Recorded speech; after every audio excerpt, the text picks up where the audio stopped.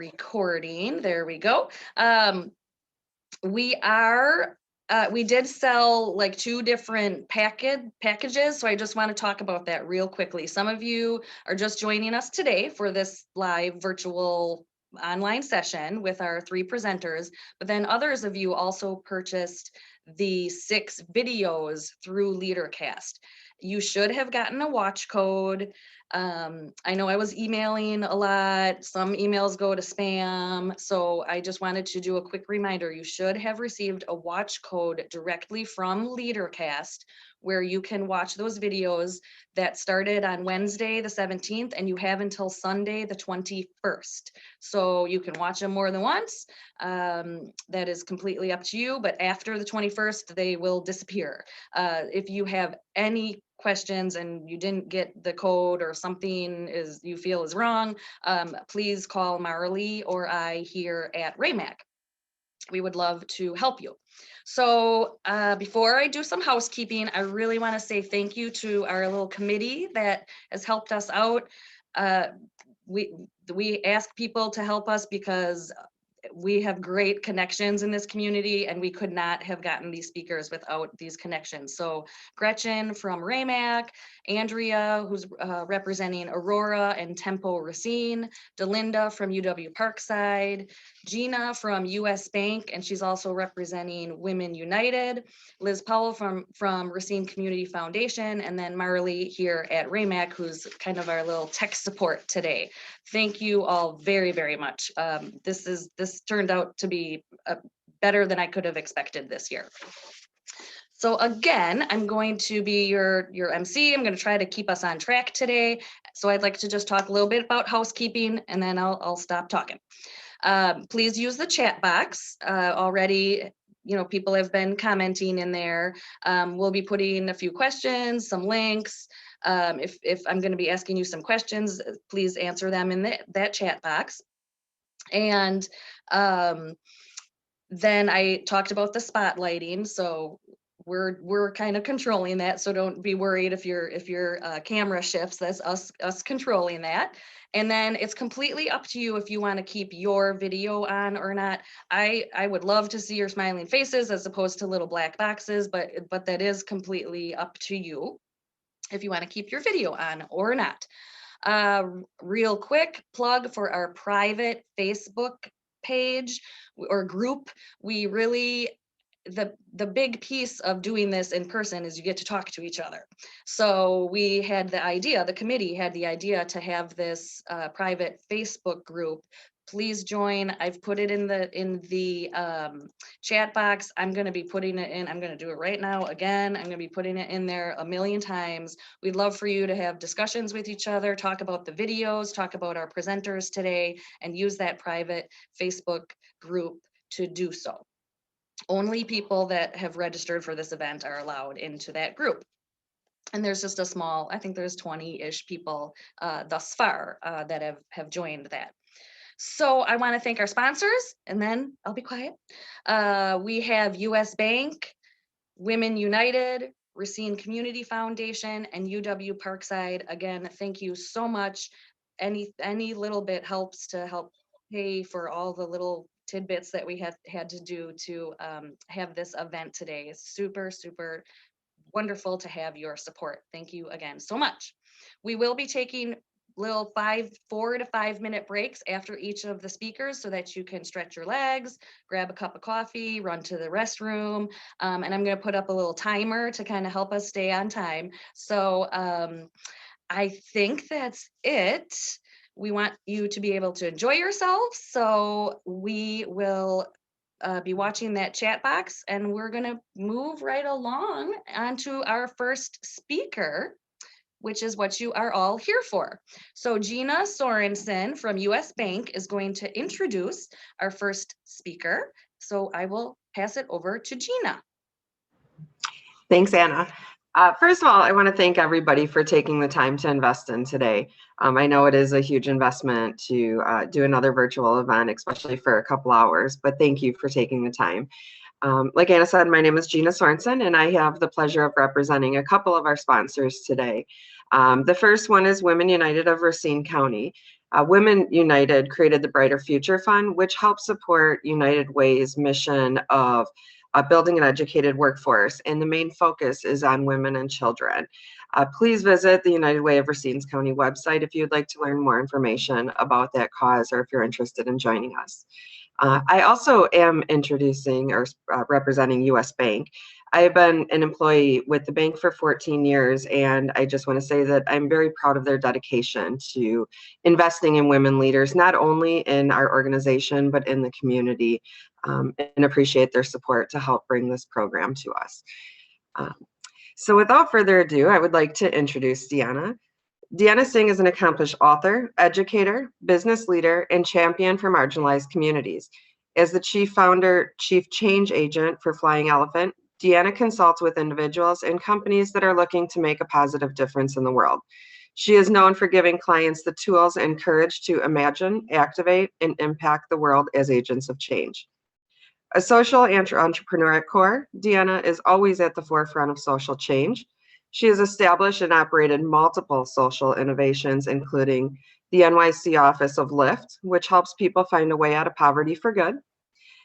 Milwaukee Street Law Program, an interactive legal program that has taught over 1,000 Milwaukee students basic legal knowledge. And Birth Coach Milwaukee, which provides doula services for women who could not otherwise afford them. Singh earned her Bachelor of Arts in Urban Studies from Fordham University, a Juris Doctorate from Georgetown University, and a Master's in Business Administration from the University of Wisconsin-Madison. She is also the author of 2 children's books, I Am a Boy of Color and I Am a Girl of Color, and a business book, Purposeful Hustle. You guys, please welcome Deanna. Good morning. Good morning. Thank you so much, Gina. I put into the chat that you're the best because you are the best. It is always so fun to be able to work with you. I'm also so incredibly grateful to the Racine Area Manufacturers and Commerce team and everybody who is on the committee. It was really fun to dream about what this could look like and really to reimagine, right? I think this year has been a year where we've all been tested. Are we able to do the things that we want to do and be in the places where we are most passionate? And it was clear from the very first time, the very first conversation that we had, that this committee was not going to let this go, and they were going to put forth an amazing experience for everybody. And so I'm just really grateful to have been a little part of that and to be able to see their energy and their enthusiasm for the women in this organization and to be able to provide these services. So it is, somebody wrote in the chat, it's nice to be around a whole bunch of powerful women. This is a nice way to end the week. So thank you to all of you for taking the time out of your day to have these conversations, to kind of push yourself and think a little bit more. When I knew that, we were going to go in the direction of this idea of ripple effect, I got even more excited because there are so many different ways that we can create ripple effects if we are paying attention and being intentional with our skills and our talents. But one of the things that we were talking about as we were thinking about this conversation and what it would look like and how we could format it and where there might be challenges, one of the things that we kept coming back to is this challenge around stepping outside of your comfort zone, right? We all have had to do it. It gets better with time, but it's still really, really hard. And so today, what I'm hoping to do is to give you some of the tools from my book, Purposeful Hustle. And in that book, what I do is I really focus on how, you can take the things that get you moving and you can take those things to help you step outside of your comfort zone. So today, what I'm going to do is I'm going to share with you 3 techniques. There's lots and lots of techniques that are packed into the book, but I'm going to share 3 of my favorite techniques. And then what we're going to do is end with a challenge. Now, I do want to make a note that one of the cool things that the planning committee decided to do was to make sure that we could all come back together. So there's going to be a time where everybody who you get to hear from this morning, we come back together to answer any questions that you may have. So if you have a question, write it down, because that's the funnest part, right? Is hearing from you how you might deploy some of these ideas, where you're stuck, or what questions you might have. So to illustrate a little bit about what this looks like and what I mean when I'm talking about the purposeful hustle, what I want to do with right now is just kind of give you a little bit of an inside peek into what life looks like for me on a daily basis. I have the great honor of being able to run a company called Flying Elephant. Flying Elephant is an umbrella organization for 4 social enterprises. And for those of you who might be unfamiliar with what the word social enterprise means, a social enterprise is an organization that is created to try and solve for a big social issue, whether that's environmental or financial, but really to try and solve for some of the challenges that we are experiencing as a community. And I run an organization that has 4 of them. And I cannot tell you what a delight it is. So just to really quickly give you some kind of just a peek into what this looks like, I just want to share what the companies do. The first company is called Uplifting Impact. And what we do through Uplifting Impact is we really focus on helping individuals and companies do diversity, equity, and inclusion work. We host a weekly podcast on the intersection of diversity, equity, and inclusion and leadership. So if that's a topic that you're interested in learning more about, we invite you to join us.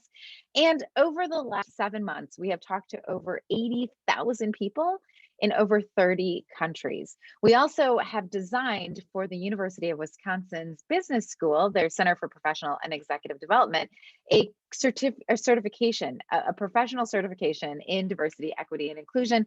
And we're also teaching that. So lots of things happening in that space. I'll also just mention that one of the things that happened recently is I was actually invited by American Girl to write one of their next books. So that book will come out in the fall of this year, which is like, if any of you are fans of American Girl, right? The second company is, I'm seeing snaps. Thanks, Diana. I'll take it.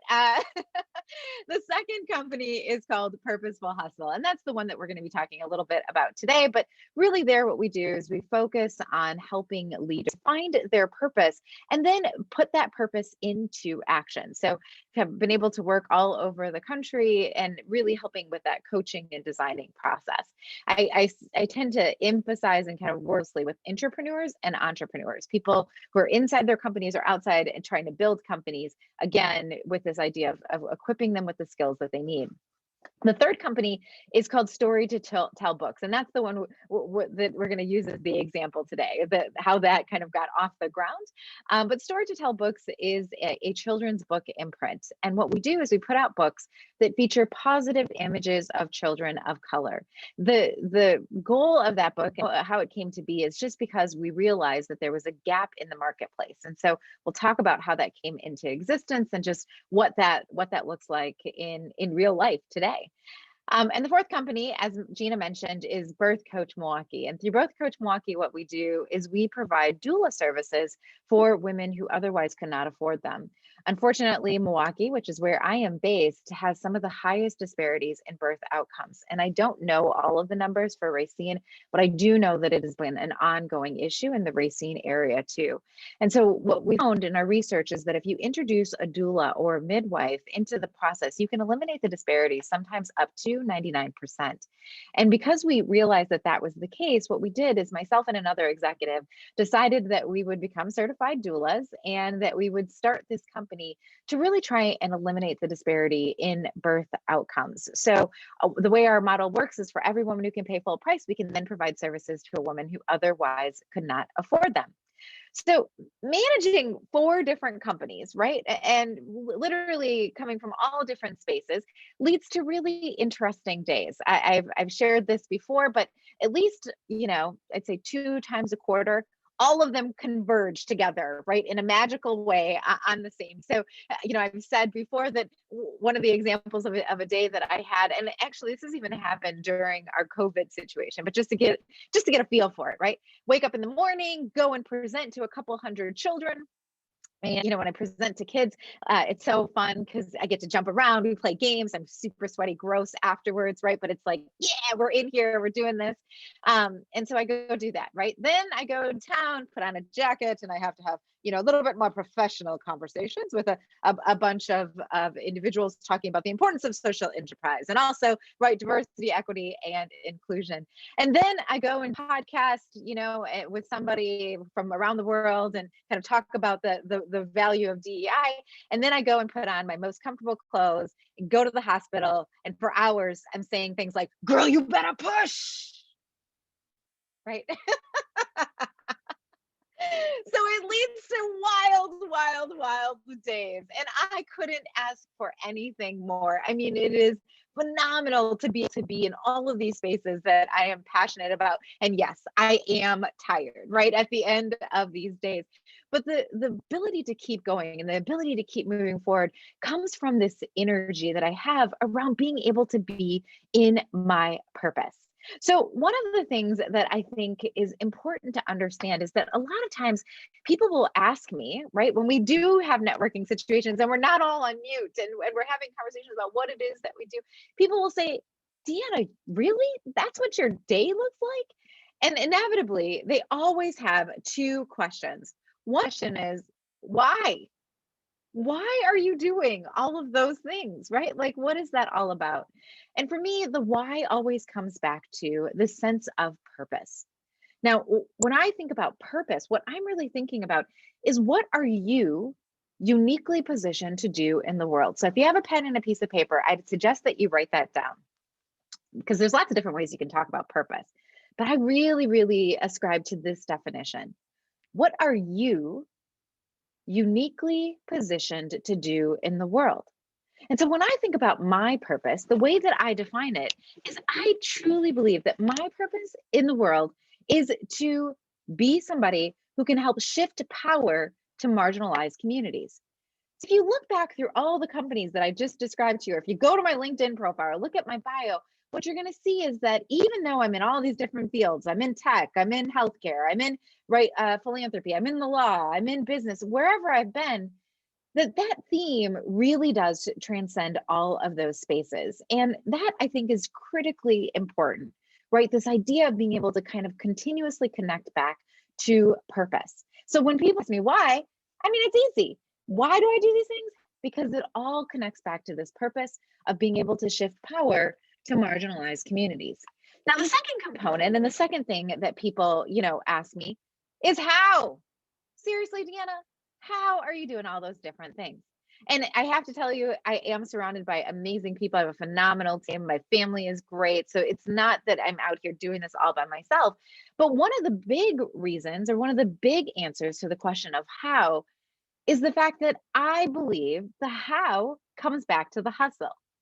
Right. And when I first told my editor that I was going to call the book Purposeful Hustle, she was like, oh, purpose is okay, but hustle, I don't know. And I was like, no, I'm absolutely going to use the word hustle, because the way that I define hustle is, how do you show up in the world?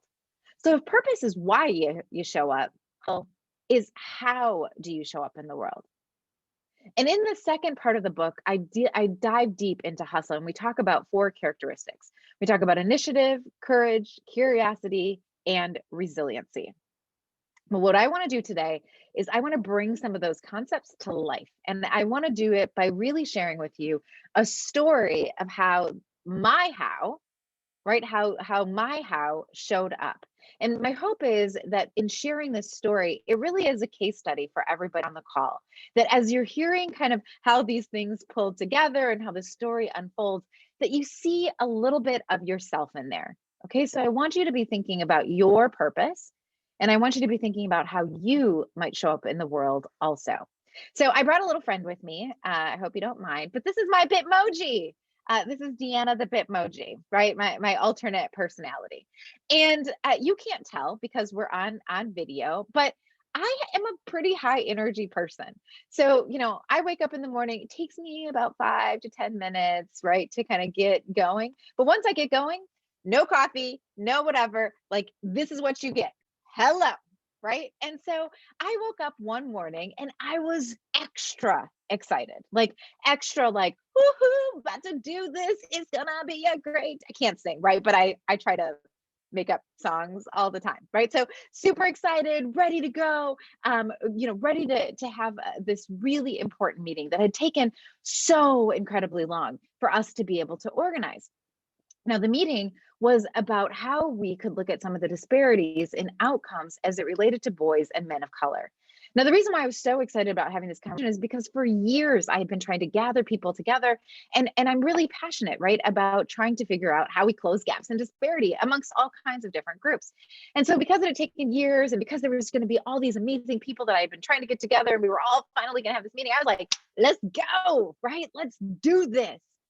And I remember that I walked into this meeting with all of this energy, just thinking about the potential of us being able to solve for some of these really big pressing issues. But within a few moments, and this takes a long time for me to get here, but within a few moments, I realized that I was in a position where I felt like, you know what? This is not great. I realized I was in a position where I couldn't handle what was happening all around me. And here is what was going on.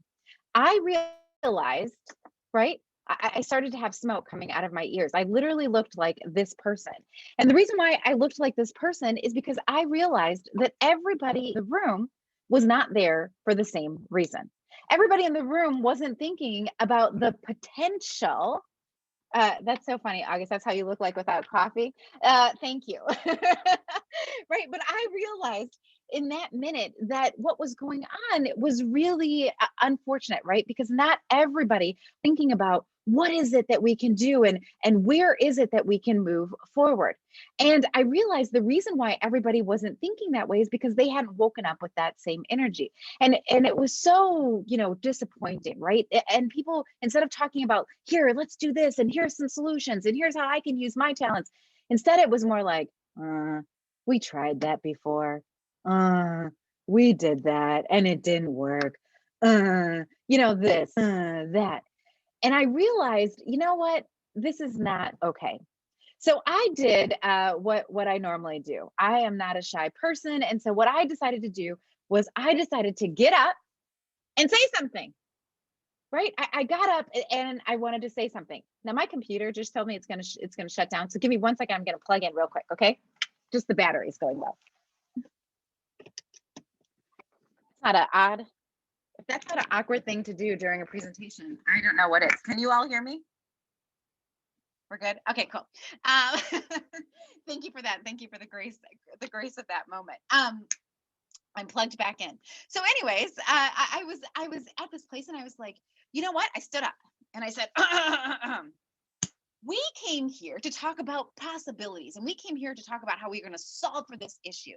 And I really think that it's important for us to hear how we are talking about our children and how we are talking about our men of color, and think about the words that we are saying.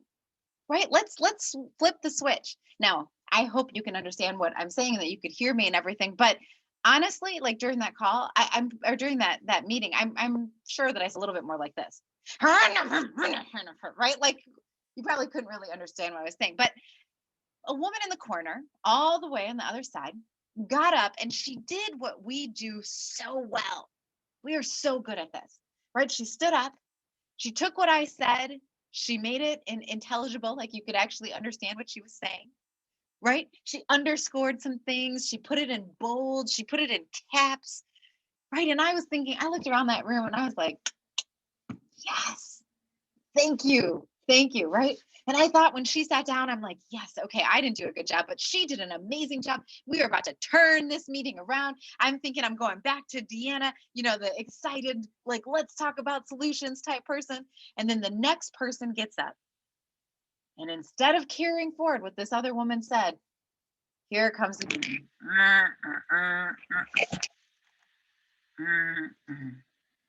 At this point, I'm here. I have moved from steam coming out of my ears to thinking, this is where I'm going to go, right? I imagine myself literally flipping over the desk, throwing the chair. In my mind, I start to see the, newspaper headline, CEO loses her mind. I'm thinking about what I'm going to say at dinner with my husband. Like, well, see, what had happened was I sort of, right? Like it just all started to play out for me. But thankfully, instead of flipping the desk over, I reached down into my purse and I grabbed a pen and a piece of paper and I started to write. And I wrote and I wrote and I wrote. Now I was in a room with, I don't know, 60, 70 people, and everybody left. I was in one of those rooms where the lights turn off on you if you haven't moved enough. The lights turned off on me. And then when I looked up, I was like, wow, I didn't even realize the meeting had ended. I was that much in the zone. So what was I writing? I was writing a letter to my children. I have two boys. They are 8 and 12 years old right now, but I was writing a letter to my children. And in that letter, what I was writing essentially was, hey, there are some things that you need to know about yourself. Because if you expect the world to reflect back on how intelligent you are, how creative you are, how much potential, you're going to be sourly disappointed. So there are some things that you need to know about yourself, because right now there is a PR problem as it relates to boys and men of color. So I write this, letter to them, and I go home and I'm feeling a little bit better, right? I go home, and this is before, I was tech savvy and I can make Bitmojis on things like this. And I decide, you know what I'm going to do? I'm going to take this little letter that I wrote for them. I'm going to overlay it with their pictures, and I'm going to make a little book. It was actually around this time. So it was around Valentine's Day. And I thought, I'm going to give this to my kids and they're going to be like, Mommy, this is so awesome. That's how my kids sound in my head. That is not how they sound in real life, right? So I'm like, they're going to be like, oh, yay, right? So I put this whole thing together, and now I'm feeling real good. And I get ready to go to sleep. And I lay down, and then it hits me. That's not how my kids are going to respond. They're going to be like, yeah, Mom, you tell us this stuff all the time, right? And so I thought, I know what I'll do. I'm going to go get some reinforcement. I'm going to go find books that feature positive images of children, because books have always been a source of just great joy for me, but also just like a source of learning, right? So I said, I'm going to go get some books that feature positive images of children of color, and I'm going to fill my kids' bookshelves with them, right? So I go onto Amazon. Can't find anything. I think maybe I have the wrong search terms. I go into Google. Can't find anything. Here's what I do find. This image. And actually, at the time, it was the image from 2015. So the numbers were even worse than this. But if you look at this image, what you can see here is that of all the children's books that were released in 2018, 50% of them featured white children. 27% of them featured inanimate objects. There were more books written about inanimate objects than there were if you took all of the demographics together and added them. So the reason why I couldn't find books wasn't because I had the wrong search term. It was because they don't exist. So then I thought, what if I take this little note that I wrote to my kids, I remix it, and I turn it into a book, right? What if I try and deal with this challenge, this lack of diversity in our books, and I do it by adding another option. And I thought this was a great idea until I realized, I don't know anything about writing a book. I don't even know where to start. Who do I think that I am? I am not an early childhood education specialist, right? I'm not a literature specialist. And so all of a sudden, all these things, imposter, right, ideas, but then also practical things like, does it mean to write a book? I buy books, but I have no idea what the magical process is to get them into a place where you can actually see them. So during this process, right, of having to overcome all of these fears, having to overcome the idea that I could even do it, trying to figure out how to maneuver it, there was a couple of really big things that I learned. And that's what I really want to share with you today. I want to share with you these 3 ideas that I came up with about how to get out of my comfort zone. Okay. So lesson 1 was to focus on purpose. To focus on purpose. So at the beginning, I told you, right, that my purpose is to shift power to marginalized communities. There were many times as I was thinking about putting this book and bringing this book to life where I was like, I can't do this. Right, where I would try something and it would fail miserably. And I was getting frustrated. I'm like, I don't have the time to do this. I am running multiple companies. I'm on all these national boards. I got these 2 children, I have all this stuff that's going on, all these different places that I'm being pulled. Like, why am I doing this? But the reason why focusing on purpose was so important and why it was so good to come back to is because by focusing on purpose, it reminded me that this has nothing to do with you, Deanna. This has nothing to do with you. You aren't the one who's centralized in this. And so every time I got to these places where I got like, oh, it's too overwhelming. It's too, I can't do it. I failed too many times. I'm too scared. As soon as I brought the purpose focus back in, but Deanna, think about the children, like your own children, like the beautiful children you've had the opportunity to work with. Think about the impact that this could have on their lives. And the minute I kept coming back to purpose, it was much easier for me to get past all the other things that were trying to stop me, right? All the other places where I could have gotten stuck. I was on the call not too long ago talking to the team at American Girl. There was about 15 of us on this product call. And one of the questions they asked me to talk about was my own experience as a child, right? And reading books. And what I did was, and I wish I had it right here, it's in my other bookshelf in the other office, but what I did was I pulled out a book and I showed the group this book. It's all tattered. There's pages that are like half ripped and torn. It's like, some of it's falling apart, and it still has on the back of it the barcode from my elementary library.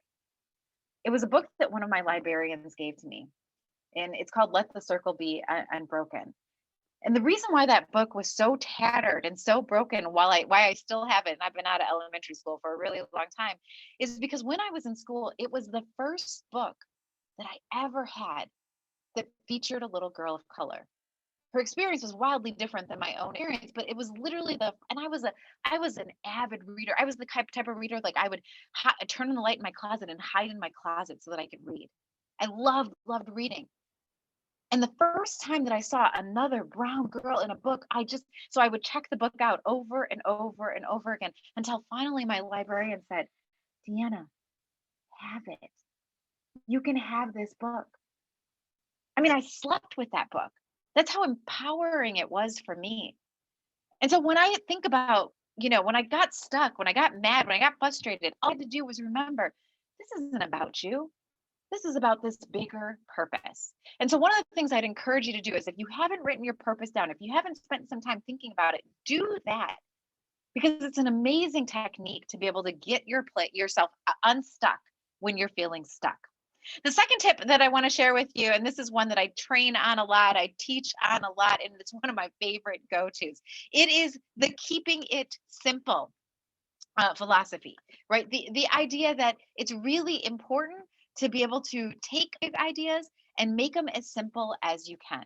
So one of the strategies that I tell people to use all the time is to take a Post-it note. Actually, you need 3 of them. Okay, so I'm going to give you this little tip, because this is the business plan. This is how I wrote the business plan for the children's book imprint, and this is how it started.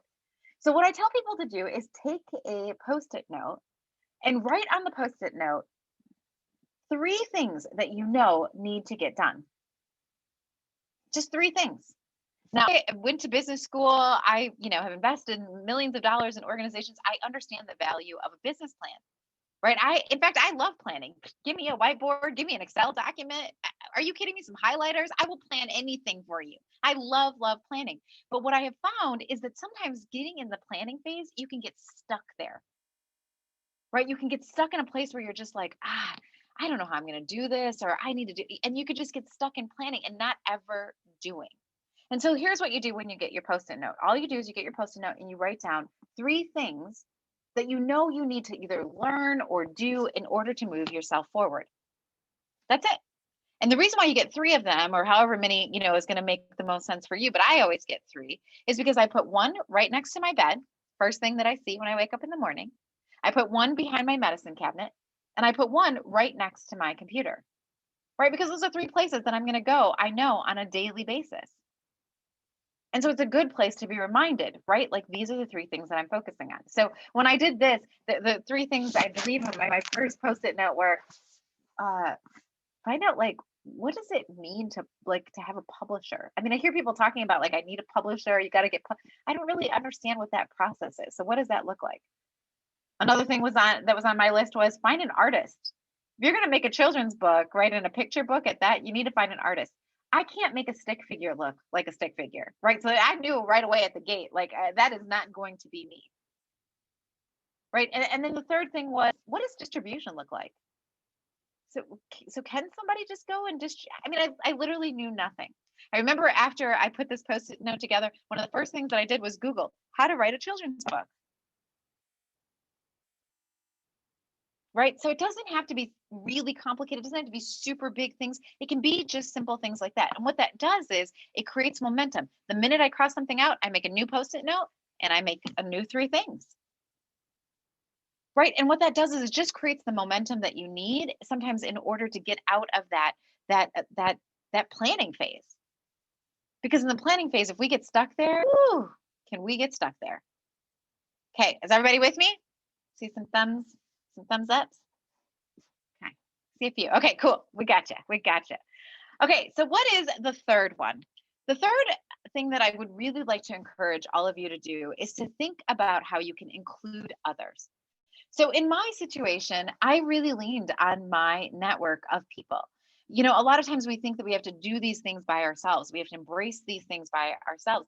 But I leaned on my network for all kinds of things. I leaned on my network to ask for advice on where I could go to find an artist. I reached out to educators to ask them about their favorite stories and what their students really loved about books and to get their opinions, right, on what this could look like.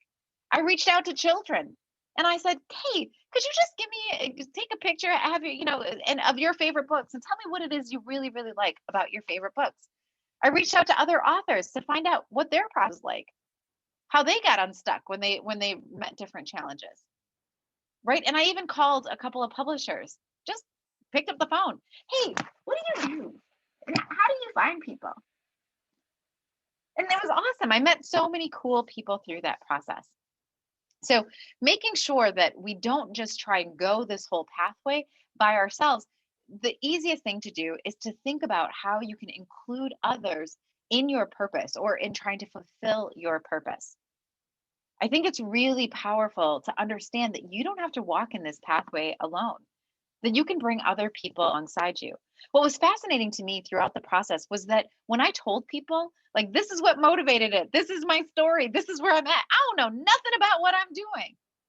People didn't look at me with their arms crossed like her and judge me the way that my back here, this little, annoying voice. Sometimes I have that like the way that I imagine they did. Instead, they were like, "Wow, that's amazing. You know what? I know somebody." Or, "Have you ever thought about this?" Or, "You know what? Yeah, I could see how that could be really tough. Why don't you let me do that for you?" It was fascinating just how many people who understood the purpose, who also had that same frustration, who could see, right, what was going on, how they wanted to align themselves with their purpose. All I had to do was ask, right? So make sure that as you're thinking about things, you really position yourself that allows for you to try and think through, how do I ask? How do I share? How do I talk about my purpose so that I can invite other people to join me? So I'm super proud to share with you that after just 6 months, we put out the I Am a Boy of Color book. And what happened? As soon as we put out I'm a Boy of Color book, every place that I went and all the kids I talked to were like, "Miss Singh, when are you going to put out I'm a Girl of Color?" And I'm like, "I actually am a girl of color. So here you go," right? And so we put out I Am a Girl of Color. And then after that, we were able to put out Cloth Crown. And just last week, we put out our last book, which is called Selah's Bridge. Now, the 2 kids that are on that image, if you can see that slide, are actually my children. That's Zephaniah and Zion. And now they are 8 and 12 years old. The reason why they're on the slide is not just because they were the inspiration for the children's book imprint, but also because they are the co-chairmen. So I actually work for them. They run this company. And the reason why that's really important is because we decided before we ever had a book in our hand, through conversations at our dinner table, that as a family, what we were going to do is take the profits that come through the book sales and actually redistribute them to other organizations that support positive images of children of color. So the idea is not just that we're helping to start and try and change the narrative, but that we're also supporting other organizations that are also doing this really important work. And the reason why we made the children the co-chairman of the organization and the company is because if we really are talking about shifting power to marginalized communities, our children are one of our largest marginalized communities. And so to be able to give them voice, to be able to say to other kids, last week they talked to over 1,000 children. Right? There is power in saying, you know what? Our voice matters. And it is important that we're reflected. And it is important that we get to be seen in the materials that are around us. And so I couldn't be more proud of them as a mother, but also just as somebody who's saying, yes, our kids matter, and our kids, we should be giving our kids the power that they deserve. And so being able to live out that purpose every day, to see it in them, to see it in their pride, right, as they put forth information. The last book, Sailor's Bridge, that we released last week, I had very little to do with at all. As a matter of fact, my kids wrote that book. So it's a chapter book. If you have anybody who's in that 7 kind of 12 age, it's funny. They didn't let me read it until after the editors had read it, right? So it was really a phenomenal process to be able to see them go through it. But I'm just going to share one other quick story, and I know I'm getting to the end of my time, but just one other quick story. So, in doing this work, I get a chance to talk to a lot of educators. I get to talk to a lot of children as a result of doing the book. And 2020, even though we were in the midst of COVID, I talked to over 30,000 kids and educators. So even in the midst of all of that, and I feel like when I go have the books now, they're like my little friends. I get to walk around with them and meet cool people, and it's awesome. I can't even begin to tell you how cool it is and how many things have happened, right, as a result that I never would have imagined laying in my bed that night just upset would have come into fruition. But one of my favorite stories, I was invited to a school. I was actually asked to speak to all the girls in the school. So there's about 300 or so, maybe a little bit more than that, girls in a room. I think actually it's 400, but big school. So I'm in this room and it's all the littles in the front, and it goes up to 7th, 8th grade. So 7th and 8th graders are sitting in the chairs, right? Because that's what you get when you're a 7th and 8th grader. Big, huge gym. I'm jumping all around. We do the whole thing. I'm gross. It's the end of the presentation. We've done all the questions. I go and sit down and try and catch my breath. Principal goes up and stands at the podium, and she's about to dismiss the children. So she's about to dismiss the very front row of kids. But right as she's about to dismiss, a girl all the way in the back, so 7th or 8th grader, all the way in the back, sitting in the chairs, raises her hand. And the principal looks like to the side at the other teachers like this. I'm thinking, what's going on, right? Like, what's happening? She stops dismissal. She calls on this young lady. The young lady stands up and she says, I just want to say thank you to the author. I want to say thank you to Miss Singh. Now, mind you, the 400 girls, 99% of them are Black and brown girls. 99%. So she says, I just want to say thank you to the author, because before today, she's a 7th or 8th grader, so she's like around 12 years old. Before today, I never thought of my color as a good thing.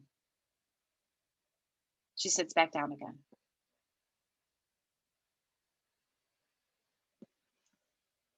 We collectively take a deep breath. The principal finishes the dismissal process, and I'm sitting on the side like, right? Principal comes over to me and says, after everybody's gone and a couple of teachers are with her, she says, you know that little girl who spoke? I'm like, yeah, I'm speechless. Right, I'm speechless. How do we let a little girl get to 12 years old and never be able to look in the mirror and think, like, my color is a good thing? I'm speechless. The principal says, you know that girl's been with us since she was in K4, and now she's in the middle school. We cannot get her to talk in her classroom. She is incredibly shy. And she just stood up in front of every single girl in her school, all of her peers, to tell you that. The reason why I wanted to share that story with you is I don't know that little girl. I didn't know. There's no way I could have woke up that morning knowing that she was going to stand up and face her fears to say something that meant so much to her. But that is the power of sitting in your purpose. That is the power of living in your hustle. Because you don't know where the ripple effects are going to go. You don't know how you living in your purpose allows other people to live in theirs. Thanks. Thank you so much. A few people, including myself, just said, I think that you're talking, but I can't hear you. Oh no. Uh-oh. Can't hear you, I think. I hope Now everybody else can. Okay. Okay. I was just going to say, Sorry, my fault. I think a few other people are saying the same thing I did, which you just kind of left us with some tears in our eyes. That was a wonderful, wonderful story. Thank you so so much for being here. Your energy was fantastic to start us off this morning. I would invite everyone to put a word in the chat box about your reaction to Deanna's presentation. I was thinking of doing like a little word cloud or something fun with that. So I see some coming through. So please continue to do that, and I'll be doing something with those words. Again, thank you so much, Deanna. We are going to keep on moving. I'm going to let everybody stretch their legs for just a couple minutes, and I'm going to put on a timer to help us stay on track.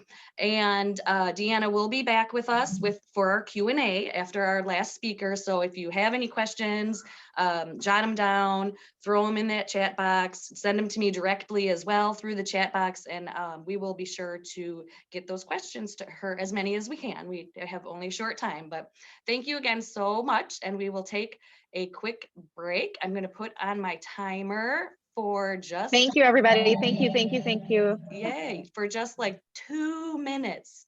I see I had 5 minutes, but I'm going to make it 2 minutes now. So go, oops, okay, 3 minutes. So go for it.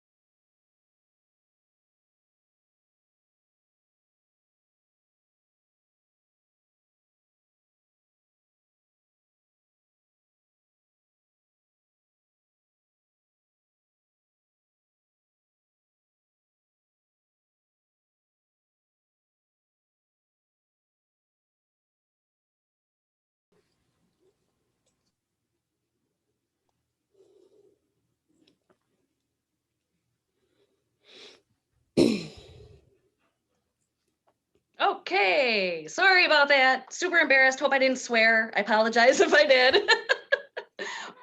learning all the things that happen during a virtual session. So no worries. Maybe I've had too much coffee. So this is my reminder that we did send you a coffee coupon from the Red Onion. It was good for like the past couple days. I know one of the days there was like a major snowstorm. So they are open today until 2 p.m. if you still want to venture out and get yourself a free coffee. I got mine this morning, and just wanted to say thank you very much to Red Onion for doing that. And just another little idea we had to keep you all feeling like we were together in this. So we are going to keep on moving, and next is going to be more of a conversation with Meg Schmitz and Gretchen Herman here from Ramac, and a little bit more, like I said, interview style. So as we get ready for them to join us, Meg Schmitz is known as the franchise guru with a side passion for the great outdoors. Meg's career started in executive recruiting and jumped into business development and franchising, helping executives take the leap into business ownership. In addition to consulting, Meg and her husband own Tall Grass Restoration in Illinois and Wisconsin, where they're planting and maintaining prairies and wetlands. So by day, Meg is the franchise fashionista, but on the other hours, she's working with chainsaws, log splitters, and supporting nonprofits doing rehabilitation of raptors being released into the wild. We found Meg through Gretchen Herman, who is our program coordinator here at Ramac. So I think this is going to be great because they kind of know each other. So they'll have the little interview conversation for you all. And thank you, Meg, for being here. Thank you, Gretchen, for also agreeing to do this. So I'll get off the screen and I'm going to let Gretchen take it from here. Well, good morning, everybody. Hopefully I'm unmuted. Yep. Okay, good start. So not to waste any time at all, Miss Meg, I guess we're living proof of the whole ripple effect thing. And I've always believed that everything happens for a reason. We may not know it at the time, but it always does. Yep. So if I hadn't retired from the bank, I wouldn't have had the opportunity to take your class, which was a mistake. And then if I hadn't done that, no, we would not be sitting here today. So I think it's awesome. So let me start with, like, what was your path to here and now? From, I don't know, from your first franchise to right now, or you can include a little bit of your personal life, whatever you're comfortable with, but I just want to know your path.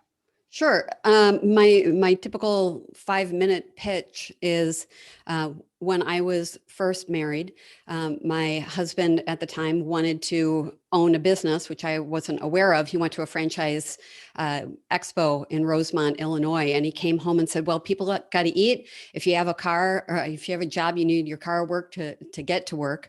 And everyone who has hair needs a haircut. So he invested in this little concept that was unknown in Chicago at the time called Great Clips, which is a franchise.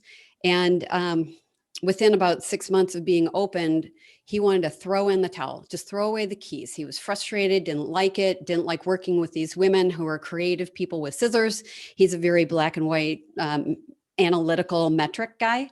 And so I took it over. I'm a terrier underneath it all. I didn't know it at the time, how much of a terrier I am, but I will wrestle anything to the ground and make it work.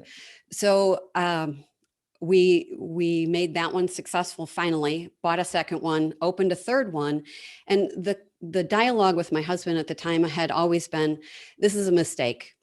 And that's 3 words that he said over and over again. This is a mistake is 4 words. He meant my marriage. He meant our marriage. He meant getting into business. He meant just about everything at the time. And so we divorced. The exit strategy was no alimony, no child support, take the businesses and good luck. So I turned into a single mother and employer. fast forwarding then, during the time I owned the Great Clips, I was the co-op president in Chicago. So I was herding all these cats who were all franchise owners under the same system.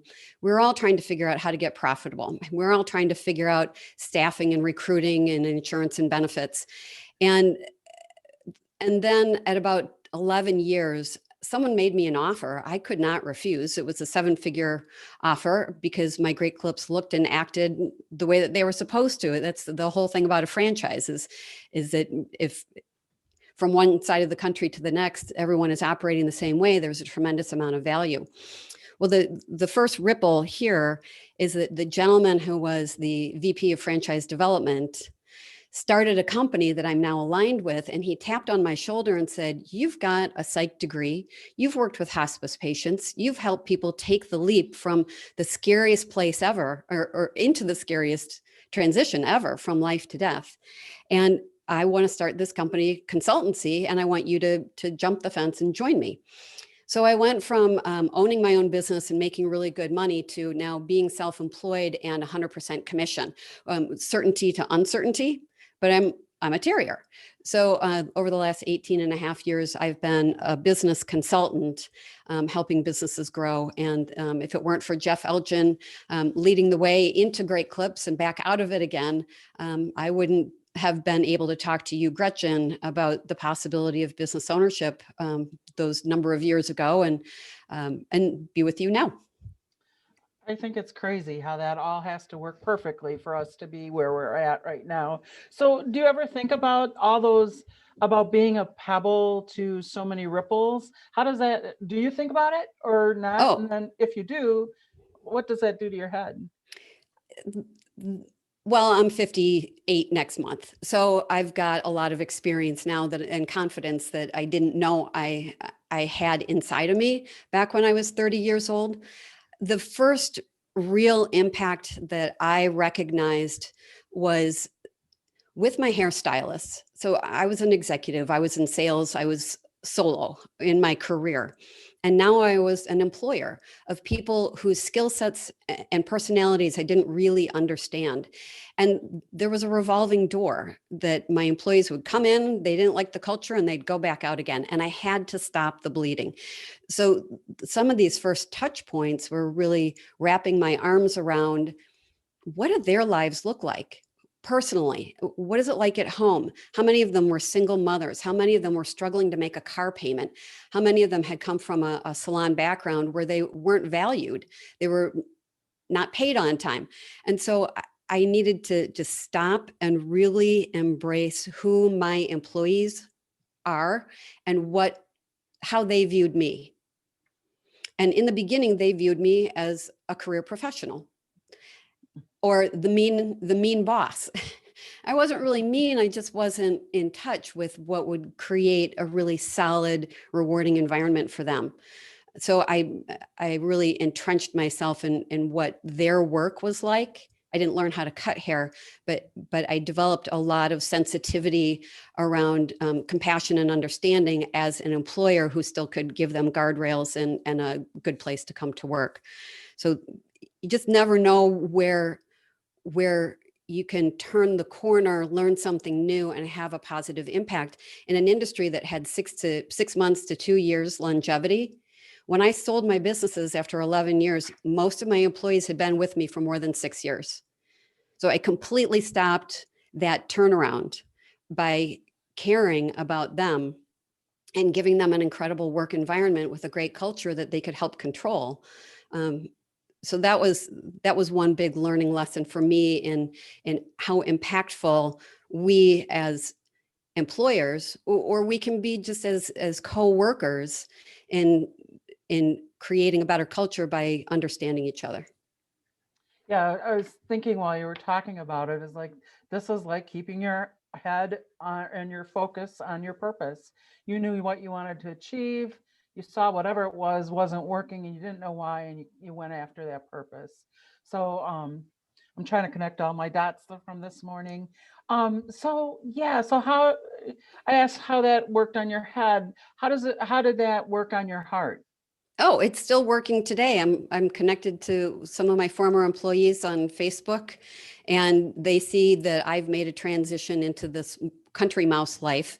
It's just really nice to see how some of them have rescued dogs or adopted babies, or it's just the actually one of them made me, if I had thought about it, I've got a whole picture book, scrapbook from the years that I owned the Great Clips, and all of them contributed to this thank you when I sold the businesses.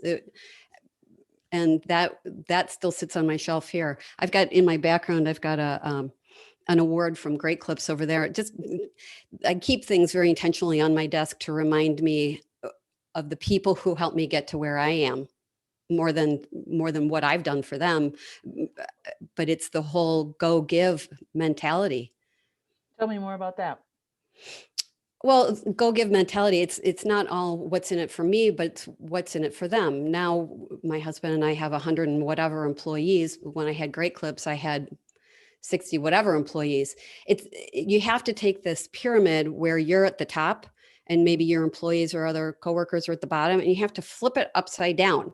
If everyone up here is taken care of, and they're all connecting the dots and they're all providing great customer service or amazing communication, then everything, all the good stuff flows down to the bottom.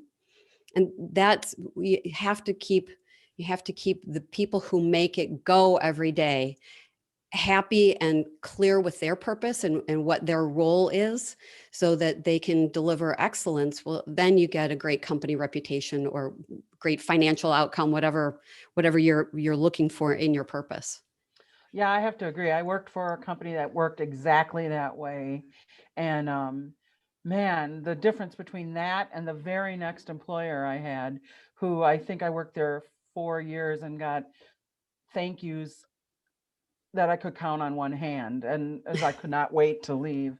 So I really appreciate that point of view and that kind of leadership, that that people understand that it's the people that are doing your work make it for you, and without them you can't do anything. That's okay, right. Enough about me.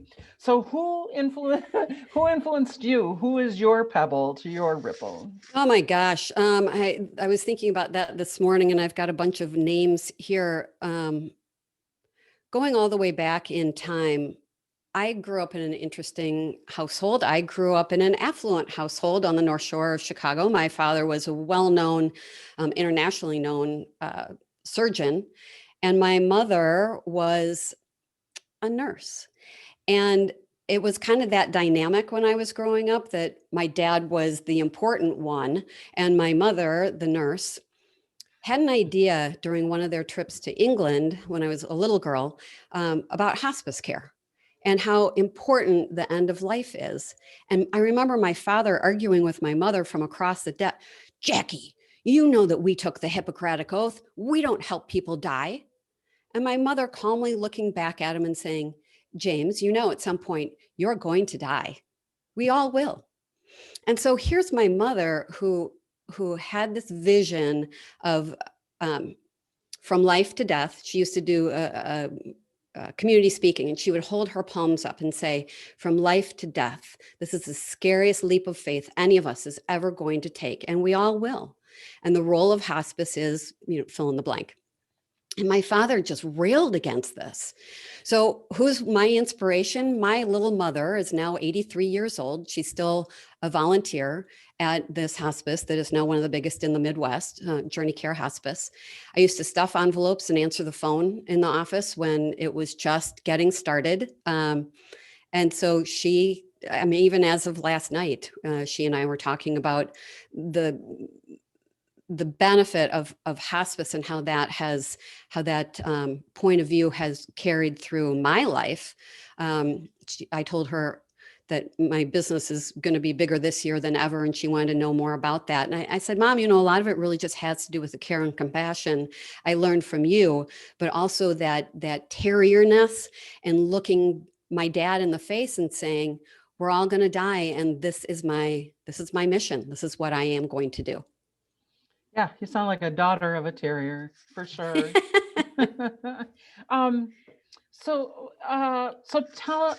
My biggest surprise having known you for what, 10 years now, was the first time I saw you in your tall grass, which is the prairie renovation place.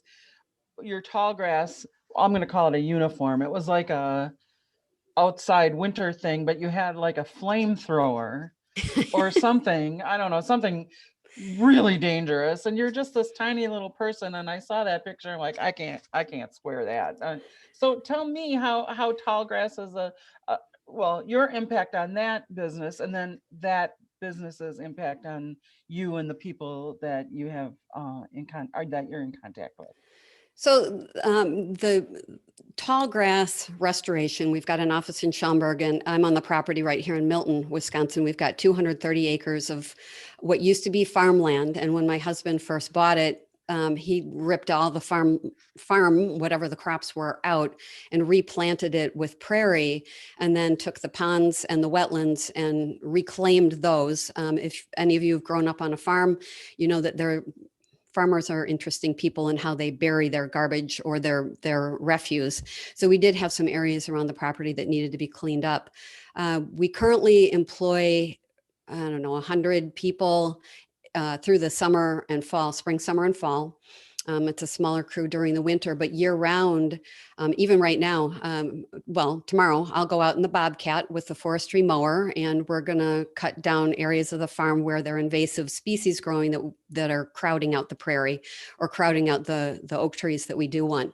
So when you saw me in that outfit, I had probably been chainsawing, log splitting. Sometimes we use flame in order to burn to burn things that it's easier to burn some things than it is to get out a chainsaw. So yeah, I've got this amazing country mouse, city mouse life. And one of the biggest benefits of being here and the restoration, preservation work that we do. A few years ago, my husband got an award from the Wisconservation Club for the Invader Crusader, meaning invasive species. So he's really my inspiration. He puts my water packs on, and he helps me load up my vehicles with all of my equipment. And yeah, we go out, and our mission is to improve the quality of the environment. And as a byproduct of that, one of my good friends is Diane Moeller at Who's Woods. If you ever see a downed raptor, meaning an eagle, owl, hawk on the side of the road or in a pig slurry or whatever, she's the one who comes out and grabs those birds, takes them back to her property to rehabilitate them.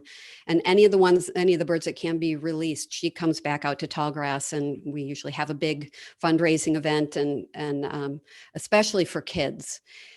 Because the school programs are closed, we're trying to do as many programs, including kids, as we can to get them connected to nature and really understand that life is precious. And there are very few people in this world who have the benefit of restoring the world and doing good. I just, again, as you were talking, I was thinking of all the ripples and all the communities. And I mean, it's not just people, it's living creatures, aside from people.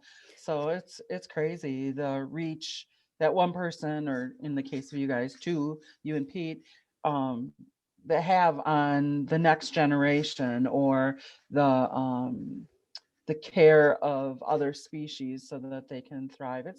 It's crazy to think. And who would have said, 10 years ago, that would have been your life? Well, and so this is one of the other ripples that I wanted to share, is that in 2008, I went through a divorce that I never saw coming. It was a total left hook to the jaw. And this is the year 2008, when everything in the economy tanked. So for the 6 months after that, I was just in a fetal position, couldn't move. Someone introduced me to a gentleman named Chad Coe, who does amazing work with people individually. And I was referred to him to kind of get my head back together and get my mojo back. Chad, in one of our networking meetings, it was a Wednesday morning, he had no filter back then, but he looked at all of us as self-employed people, and he said, "You people can't get out of your own way. You dream big, you ask big, and when big comes, you don't even recognize it." So he asked us to think, just reflect for a couple of minutes about who we were, where we were, what were the big gaps in our business. And I thought, my business is great. This had been, so it had to have been 4 years later by then. I had enough money in the bank to pay off my mortgage and the other half of my son's college tuition. And I knew I was in a good place. So Chad really, over those 4 years of working with him, he was one of my mentors. But this one session, I thought, God, my business is awesome. I don't want to change anything about my business. But the thing that is missing is my forever husband. I had not met my lobster yet. And so kind of visioning through that whole exercise and really putting it out there. And I'll just hold this up for people. I still every year or periodically write a note to the universe with my intention. No ambivalence. I knew I wanted to find a country mouse, city mouse. I knew I wanted to find somebody who's as confident, pardon me, in the bedroom as he was in the boardroom. I wanted black tie events. I wanted great world travel. I wanted a nice, simple life where money would not be an issue, because money does solve money problems, doesn't create joy, but I wanted joy.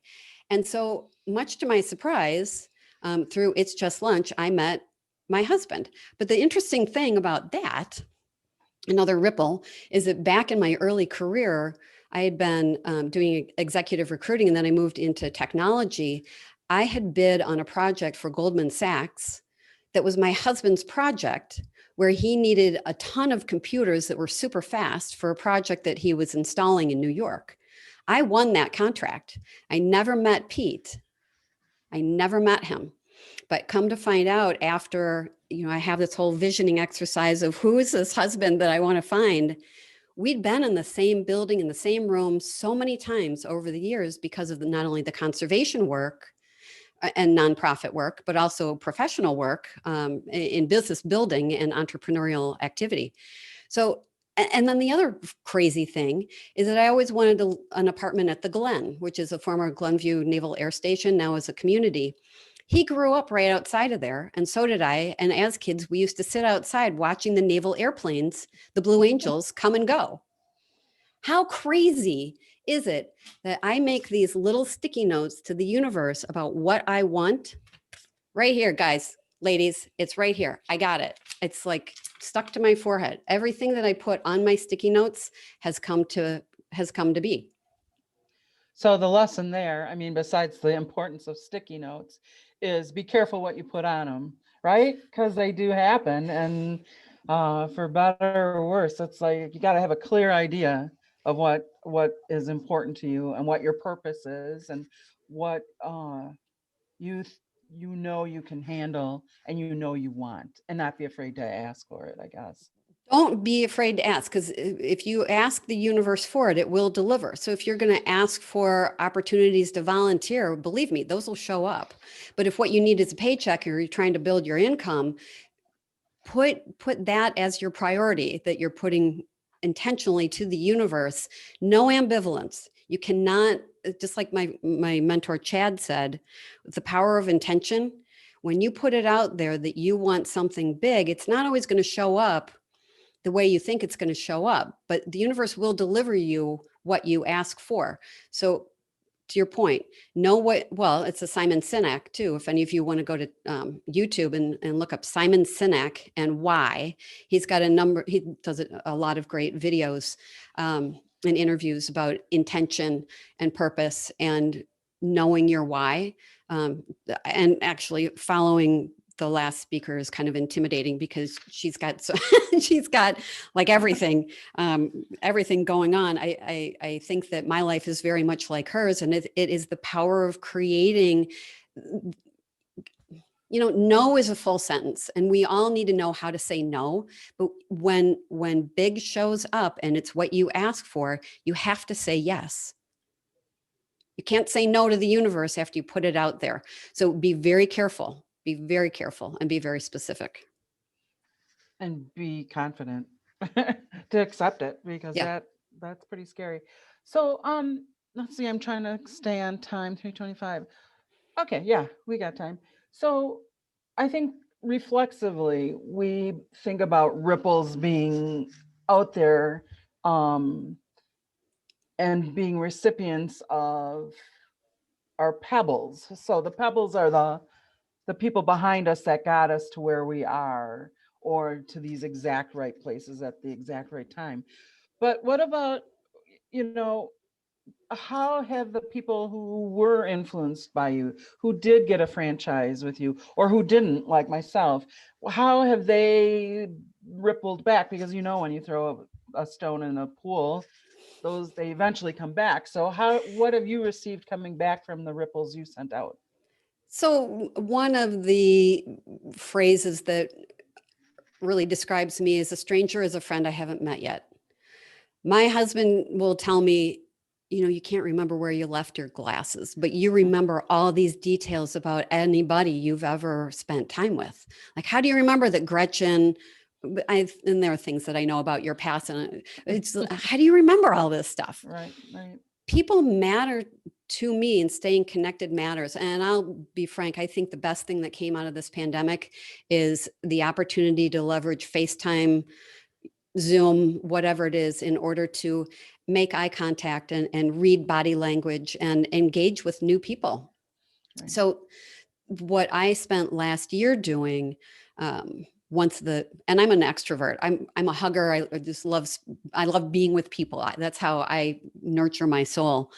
So I have spent a lot of time over the last year reconnecting with people. You know, we first had those 3 months of the COVID coma. No one was going anywhere. No one was doing anything. Well, I used that time to reconnect with people I'd placed in business, or just people whose lives touched mine. You know, when I work with people, it's not about what can I help them do. It's what can they do for themselves. So I'm endlessly curious about, what does life look like now? Maybe we worked together 8-10 years ago. So Barry, how, getting on a Zoom call with people, just checking back. I love to check in with people and lend a helping hand. There are a lot of people who get stuck. So I wrote an ebook about getting unstuck, and which is going to be available to everybody here present. We just got to get it sent out to you. So I'm just parenthetically putting that out there. And that particular one is kind of fun. It takes a little time to load. It's animated. It really is much more geared towards people who are in this phase of 2021. Do you have job and security? Are they linked together, or are they unlinked? Job is job, but is it security? So looking at 2021, how is anyone in this audience going to look at a side hustle? all three of us as speakers we all have side hustles. We have many of them, and we're monetizing and we're leveraging the community. So there are a lot of different reasons we do get stuck. And I would invite anybody here. It doesn't even have to be for a business conversation, but I've been stuck. I was in the fetal position after a knockdown, drag out divorce in a bad economy. I will talk to any of you about what does this from lily pad to lily pad, what does that look like? Because a stranger is a friend I haven't met yet. And that's what I've really learned from you and from other people is it's just so much fun to stay connected with you and find out that you won a gold medal in Japan for weightlifting. I mean, like, how crazy is that? I was trying to figure out how to work that in. Well, anyway, no, I wasn't really. If I hadn't stayed in touch with you, we became friends right away. And this is really, I think, what has become clear to me as I've reconnected with people is that you might not be in my inner circle of friends, but I'm a friend and here to lend a helping hand. I think I'm the apple that fell right off my mother's tree for sure. Mm-hmm. Yep. Okay, so for our last question, we got a couple 3 minutes. So what was, as far as you know, of course, what was the most unexpected ripple that you caused? The most unusual outcome that you set up and set in motion? Oh my gosh. See, that was a good question. So, okay, I'll just call her out. Tamara Burkett is a Milwaukee native. I was introduced to her. Actually, she came to Scout and Molly's boutique where I did a Girls Who Swirl Rock the Runway event. And Tamara, for any of you who network a lot in Milwaukee, Racine area. She is a CRM specialist, but she also handles all of my social media now. But she and I met randomly at Scout and Molly's boutique in Brookfield. And she, like my fashionista side, she's like, you got style. And I looked at her, I'm like, girl, you got style. And so she and I have become fast friends, and she's come out here. She's a welder. She tried out for roller derby. It says, again, stranger is a friend I haven't met yet. Now she's helped me create my new website. She introduced me to the photographer who did all the pictures. We had a total blast last April doing social distancing while we were doing a photo shoot.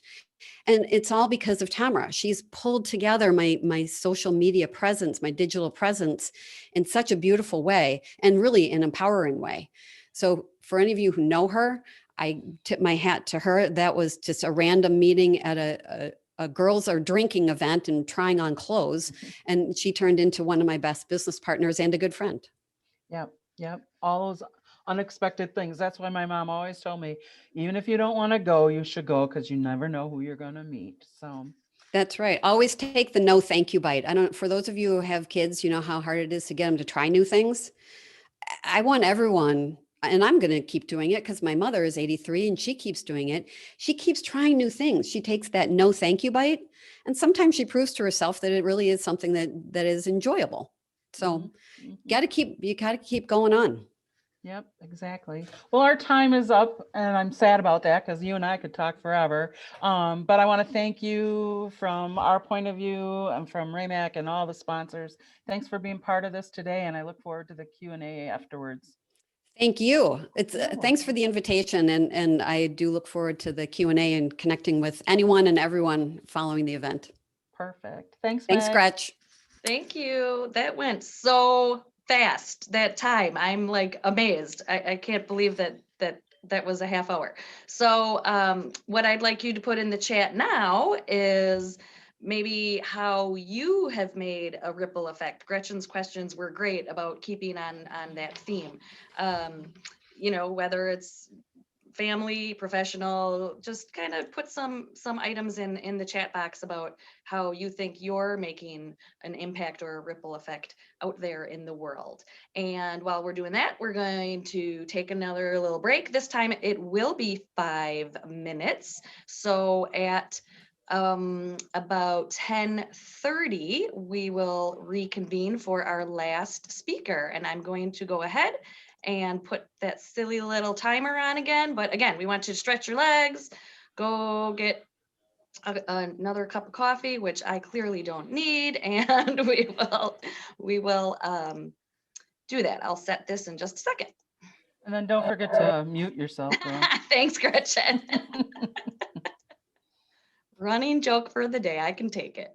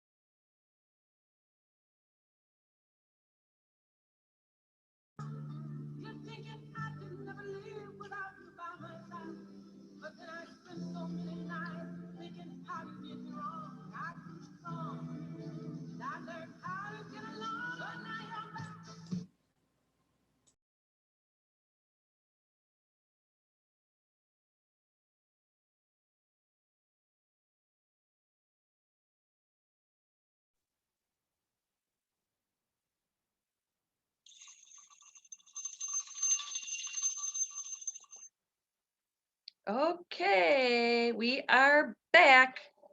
Going to keep moving because we have one more excellent speaker with us this morning who has been able to enjoy the other two speakers. So I am excited to also introduce Olivia Osborne, who's been our DJ today. So Olivia, thank you so much. She is actually going to introduce August Ball. So go ahead, Olivia. Good morning. I am Olivia Osborne from Resilient by Design, and I'm excited this morning to introduce August M. Ball. It just brings me pleasure. August and I go back from grad school, undergrad, and we have our stories through the trenches, and it's just so exciting to have her here with you all today. August is the founder of Cream City Conservations. Her two-pronged social enterprise helps organizations institute strategies that attract, and retain top talent from diverse candidate pools, making their workforce stronger, smarter, and their programs more sustainable and relevant. Simultaneously, Cream City Conservation Corps cultivates the next generation of land stewards by engaging traditionally unrepresented youth in environmental career pathways. With over 15 years of program management with design experience, August has connected thousands of youth and young adults to hands-on service to public lands, outdoor recreation, and first-time employment experience.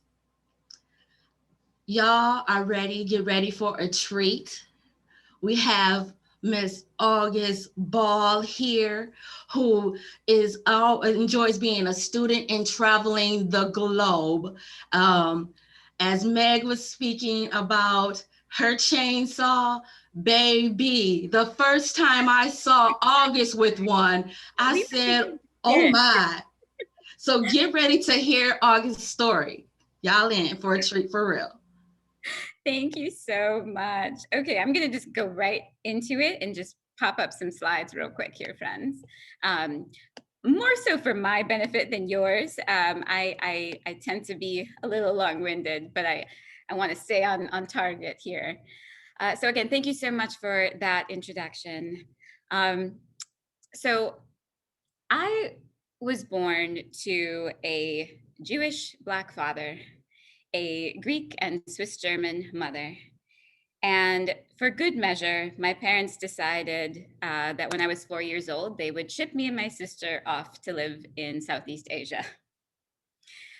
So I grew up very closely in a space where there were different spiritualities, different religions, different ethnicities, different life stories, different perspectives on the world. And it wasn't until I became an adult that I realized that most of us are raised in fairly homogenous households. And so naturally, it's not that having conversations and building relationships with people who are different than us is necessarily all that difficult. It's just not a muscle that we oftentimes get to practice. So when I grew up in the Philippines, I spent most of my days on a farm with my step family there. I loved it, but I will say, if you know anyone who was raised on a farm, you know that this romanticized idea of farm work is for city people. And I remember thinking, oh, when I come back to the States, I am gonna, get a corporate job and I'm gonna be a city girl. I'm gonna wear suits to work. But sometimes we can't escape our passions and our trajectory in life. So I came back to the States at 19, finished up college, and realized that I was in love with being outdoors. And I was so fortunate to have many opportunities where I could engage in nature alongside young people. I also had no idea I would enjoy working with young people so much. And my career plan was to work in a consulate somewhere abroad. And then I realized that most of that work involves stamping passports and helping Americans who've gotten in trouble get home. And I realized, oh, that's not as sexy as I thought it would be. So the beginnings of my career were spent, in nature and planting trees, building trail, removing invasive species, running conservation programs. I also really enjoyed connecting young people of color to recreating in public green space, because I realized that was also something that wasn't happening as much as I thought it should, for many reasons. And our cities across the nation have a history of segregation and limiting access to public green space. And I wanted to make sure that the young people I had the privilege of working with were not only working on the land, but that they were enjoying it as well, because we don't really protect what we don't love and understand. But what I also noticed throughout this time was that as I would go into meetings with foresters and natural resource people, most of them look like this. Not only was I oftentimes the only woman in the room, I was often the only woman of color and person of color. As I started to take a look at other conservation programs around the nation, this is typically what I saw. Again, wonderful people, hearts of gold, but I didn't see myself or any of my young people who I was working with here in Milwaukee reflected back in those faces. So Green 2.0 is a research institution that studies the demographics of environmental organizations, be they nonprofits, philanthropic organizations, government entities. And what Green 2.0 has found is that the 40 largest nonprofits are home to about 20% of staff of color, and about 21% of their staff, or their senior staff rather, are people of color. And now I should say that 21% of their staff that was identified back in 2018 is a huge jump from their 14% of senior staff who identified as people of color. And this may seem like fairly decent numbers in comparison to the US labor force.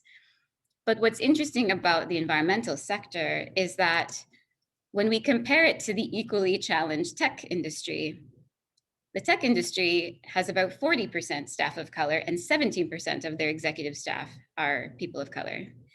And they're facing some of the very similar challenges. So I became curious as to why this was.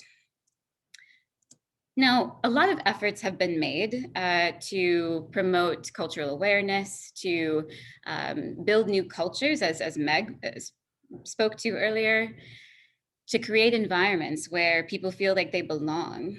And while that has helped with a lot of our nonprofits and a lot of our government agencies, what we're actually seeing is that executives in environmental foundations, the people controlling the money for where funding goes for these conservation efforts, actually decreased from 33% people of color to 4%. This all happened in 1 year, in 2018. As you can all imagine, a lot of things happened in that year, politically, socially. So what I realized from my own research as a sociologist is that what oftentimes was being discussed in these spaces was, how do we get more people of color into this career field, into this industry, was actually the wrong reason, was the wrong question. What was actually happening is that we were leaking talent. We weren't retaining the talent that we were acquiring because we weren't developing them and we weren't supporting them. There are a lot of reasons that people give me now in my own business about why they have failed to diversify their companies and their organizations. The number one myth I hear is, well, people of color just aren't interested in the environment. And the data doesn't support that. Actually, people of color not only care more about environmental issues, they vote accordingly. As you can see here by the study funded by the Nature Conservancy, voters of color in every category of environmentalism significantly vote more affirmatively for environmental issues. The next rationale I receive is that we just can't find people of color who are qualified, which is really interesting, considering the fact that of all demographics of women per capita, women of color, Black women specifically, hold the most higher education diplomas, PhDs, master's degrees, more than any other demographic of women. So again, doesn't really check out. And the other aspect to why this is so critical is that people of color are actually experiencing firsthand and worst the environmental challenges that we are having, specifically related to climate change. So when we look at this, when we look at who has the most firsthand experience with environmental injustice, who's breathing the most polluted air, we can see that we're not actually all experiencing our world the same way. Right now, when we account for overall pollution exposure, Blacks are exposed to 56% more pollution than they cause. Latinos are exposed to 63% more pollution than they cause. And whites are exposed to 17% less pollution than they cause. And yet, when we look at our organizations and the institutions that are paving the way and leading the way around policy, around action, we rarely see those who have the most firsthand experience at key decision-making tables. So I define environmental racism as any government or industry action or failure to act that has a negative environmental impact, which disproportionately harms, whether it's intentional or not, individuals, groups, and communities based on race or color. And some examples of this can be the medical waste incinerator of Chester, Pennsylvania, the pig farm overflows of North Carolina, Cancer Alley in Louisiana, which, by the way, hosts about 40 times the cancer rate of the national average, and continue to have incinerators erected because of the way our current laws are written. The toxic donut with our neighbors in Chicago. And right here in Wisconsin, Truax Field, where military and firefighters are dumping PFAS into groundwater in predominantly Black and low-income white households' groundwater.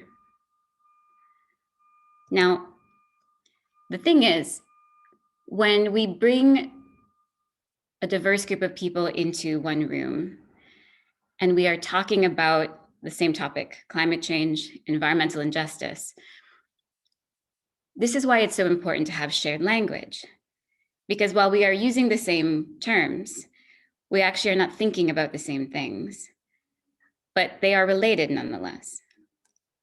So there's an understanding that I came to hold, that while I heard this term once before, that we didn't all come over here on the same boat, but we're all in this together now, or something to that effect. Like, we're all breathing the same air, and And I really want to push back on that, because I think of where we are today as a country as though we are in a storm in the middle of an ocean. And some of us are on yachts, some of us are in sailboats, and some of us are in the water just trying not to drown. And there are numerous reasons for this. There are structural reasons, historical reasons of how our societies come to be designed, which I won't even get into today. But I like to refer to it as the powerhouse. Now, by no means is this particular image an exhaustive list of identity factions, but it's my quick way of showcasing how our identities can either overlap and intersect to offer us more access, more privilege, or it can compound our experiences of marginalization. The powerhouse exists whether we acknowledge it or not. And if we don't work to actively dismantle the powerhouse, then everything we do is in support of it. And now here's the thing. You may be looking at this graph and thinking, well, okay, I see quite a few of my identity factions showing up in the dominant group. Maybe you have a couple in the marginalized group.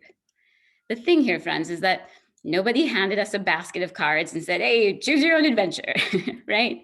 So this isn't about guilt. This isn't about blame. This is about acknowledgement that some of us, our access to privilege, our access to resources is different by design of our society. And so the beautiful thing about this being of design is that we can tear it down and build better. Now, most people get a little itchy when I talk about leveraging your privilege for social change, leveraging your privilege for impact. But to me, privilege is just advantages that we receive consciously or unconsciously by pure virtue of being part of the dominant identity group. Or in layman's terms, the superpower you never asked for. And I want to invite all of you today, even when you feel powerless, to think about what your superpowers are and how are you currently using them to advance equity, to advance justice, and to reduce struggle. So when I first came back from the Philippines, I was very insecure. I was this weird young woman with this weird family background, with this weird unplaceable accent. And I thought, who am I to be, offering advice on how to create more inclusive cultures within companies? Who am I to be telling people how they should be handling their HR practices? But then I realized that, I had some sort of gift around cultivating inclusive cultures. And initially I thought, oh, well, maybe I'm just really smart. And then I realized, no, it's just that you've had more practice. I was able to use that muscle of growing up with immediate family members who worship differently than me, who look differently than me, who spoke different languages than me. I grew up in a household where at any given time, 3 different languages were spoken, sometimes 4. And I realized then and there that what I thought was a disadvantage was actually the advantage. And so now I take that privilege, that access that I've been gifted, and I use it to show people that this isn't something that is reserved only for folks who happen to be born to a Black Jewish father and a Swiss German and Greek mother and raised in Southeast Asia. This is a tool, this is a practice that anybody can learn, but we have to start. We have to be willing to be vulnerable. We have to be willing to be curious about what we don't know. Because quite frankly, we don't know what we don't know until we know it. And a lot of us have some very deeply seated and deeply held beliefs and perspectives that actually might have some missing components to them. So I have been helping organizations, predominantly environmental, but also some who are not in the environmental industry, cultivate the necessary culture within their organizations to not only attract a workforce that is representative of their communities, but also retain that talent. We then use the profits from that work to help cultivate the next generation of environmentalists. My mission, my purpose is to change the face of environmentalism. And it's not that people of color have not been involved in environmentalism. We absolutely have been. We just haven't been given credit or acknowledgement in the dominant society. So some of the ways that we do this work, and all of this is through partnerships, but we start with our basic resources, the land. For us, this looks like removing invasive species, teaching young people about biodiversity, and preparing them for careers in forestry and in wildlife management. This also looks like taking care of our water. For us, this manifests in career tracks into wastewater management and green infrastructure. We also look at food sovereignty, food access.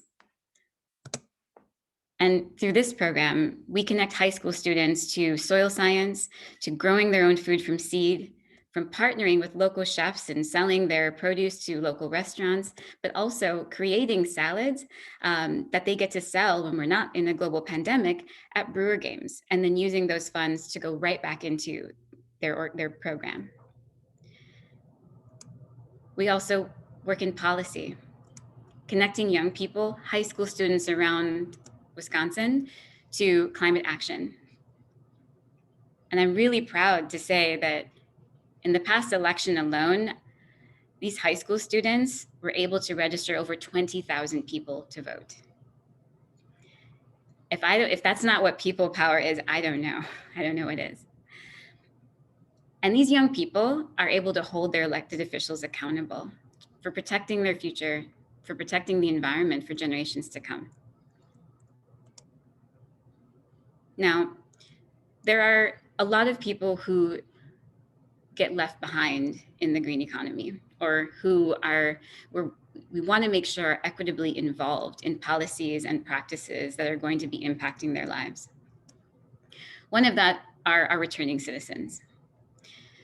Now, I won't get into the problematic nature of our prison complex, but we are going to be having a lot of community members coming back who have served time, who, because of their history, will not get a fair shake. And so there's a place for them in the green economy, and I want to make sure that that happens. And so this year, in partnership with the Milwaukee Metropolitan Sewerage District, we're piloting a training program for returning citizens to get them trained up and employable in careers in water. We have to start thinking about our public infrastructure and moving away from gray infrastructure into green infrastructure. But here's the thing, my friends.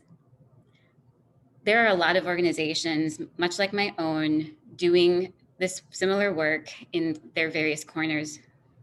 But none of this work matters in terms of inspiring that next generation of environmentalists if the companies that are going to be hiring them can't retain them.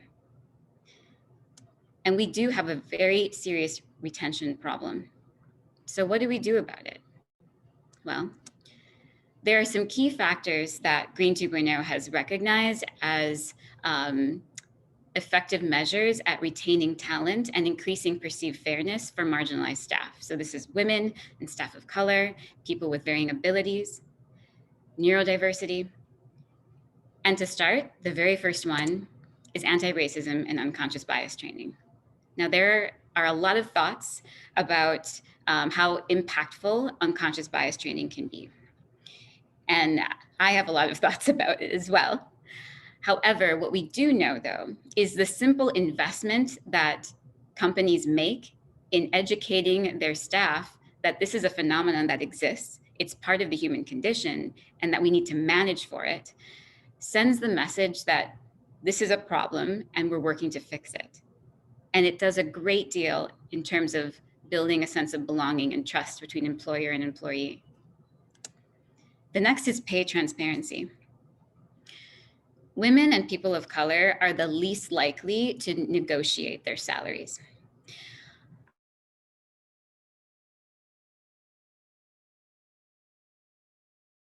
I recall one of my staff, her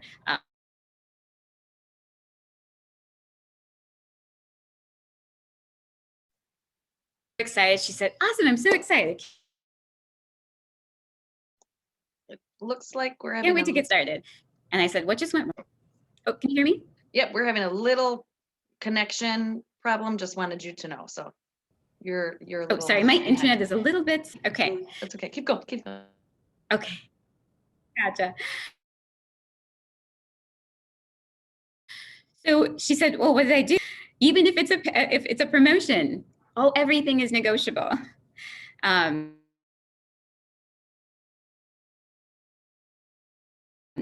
And so we negotiate from there, cashing out, if you will, my privilege in that space.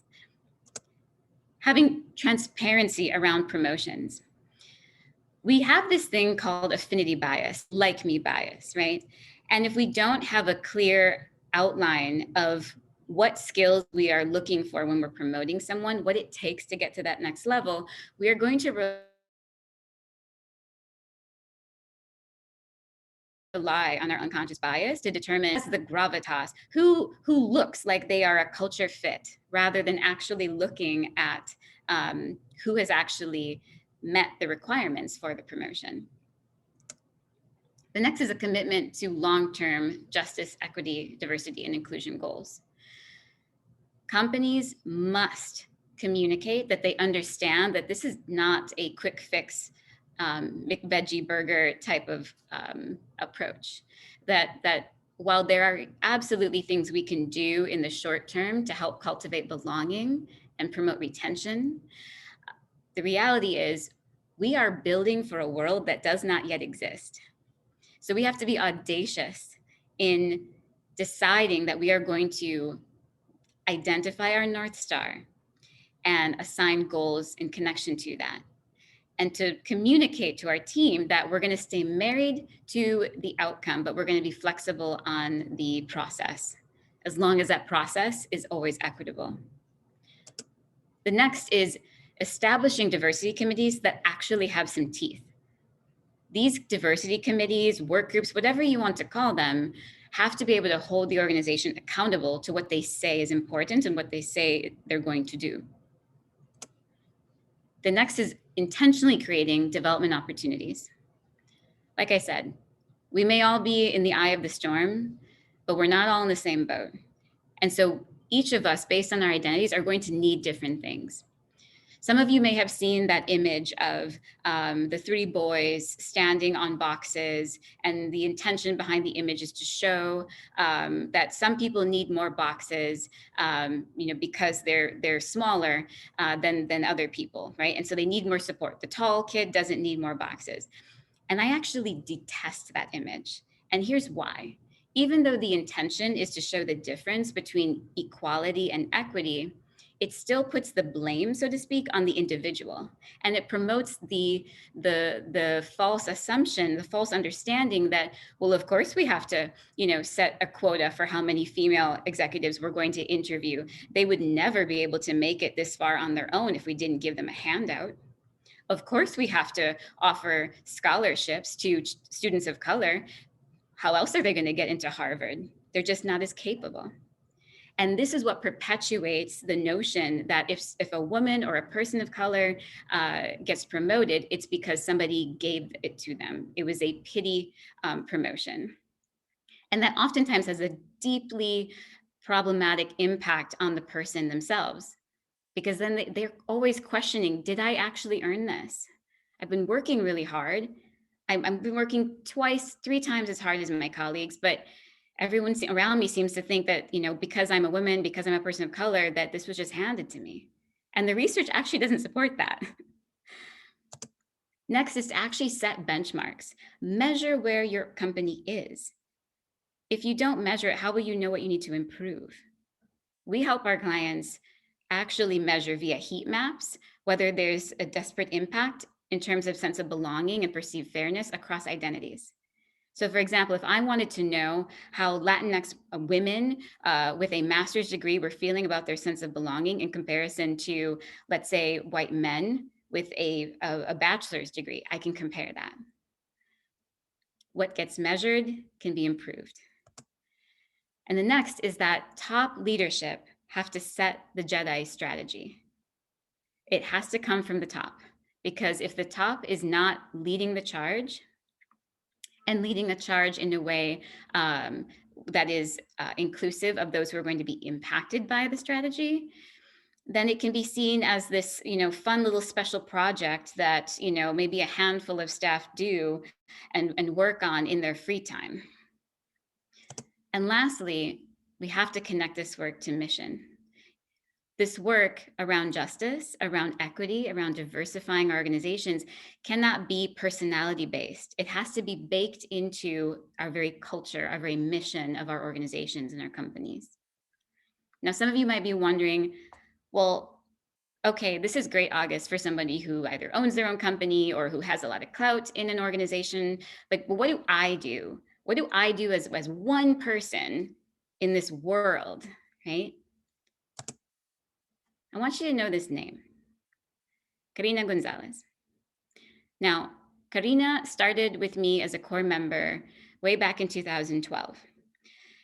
I knew this girl had guts when she volunteered to join one of our hybrid crews that was going to send a group of young people up to Chequamegon, Nicolet to live on the land, to work on the land for 2 weeks straight with other high school students that she did not know, to tent, right? No showers. That's when I knew I'm going to keep my eye on this one. She has stayed with me throughout all the years. She has moved up from being a crew member to an apprentice crew leader to a crew leader herself, leading high school crews, and she's now my program coordinator. She's now basically single-handedly running those programs I just talked about. Karina manages those at 25 years old. And I want you to know her name. I want you to remember her name because you're going to see it a lot. And you're going to see it a lot in the coming years because I'm going to make sure that you see it. And so this is my offer, my call to action for all of you.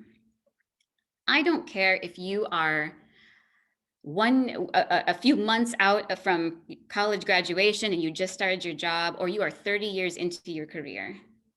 Reach back.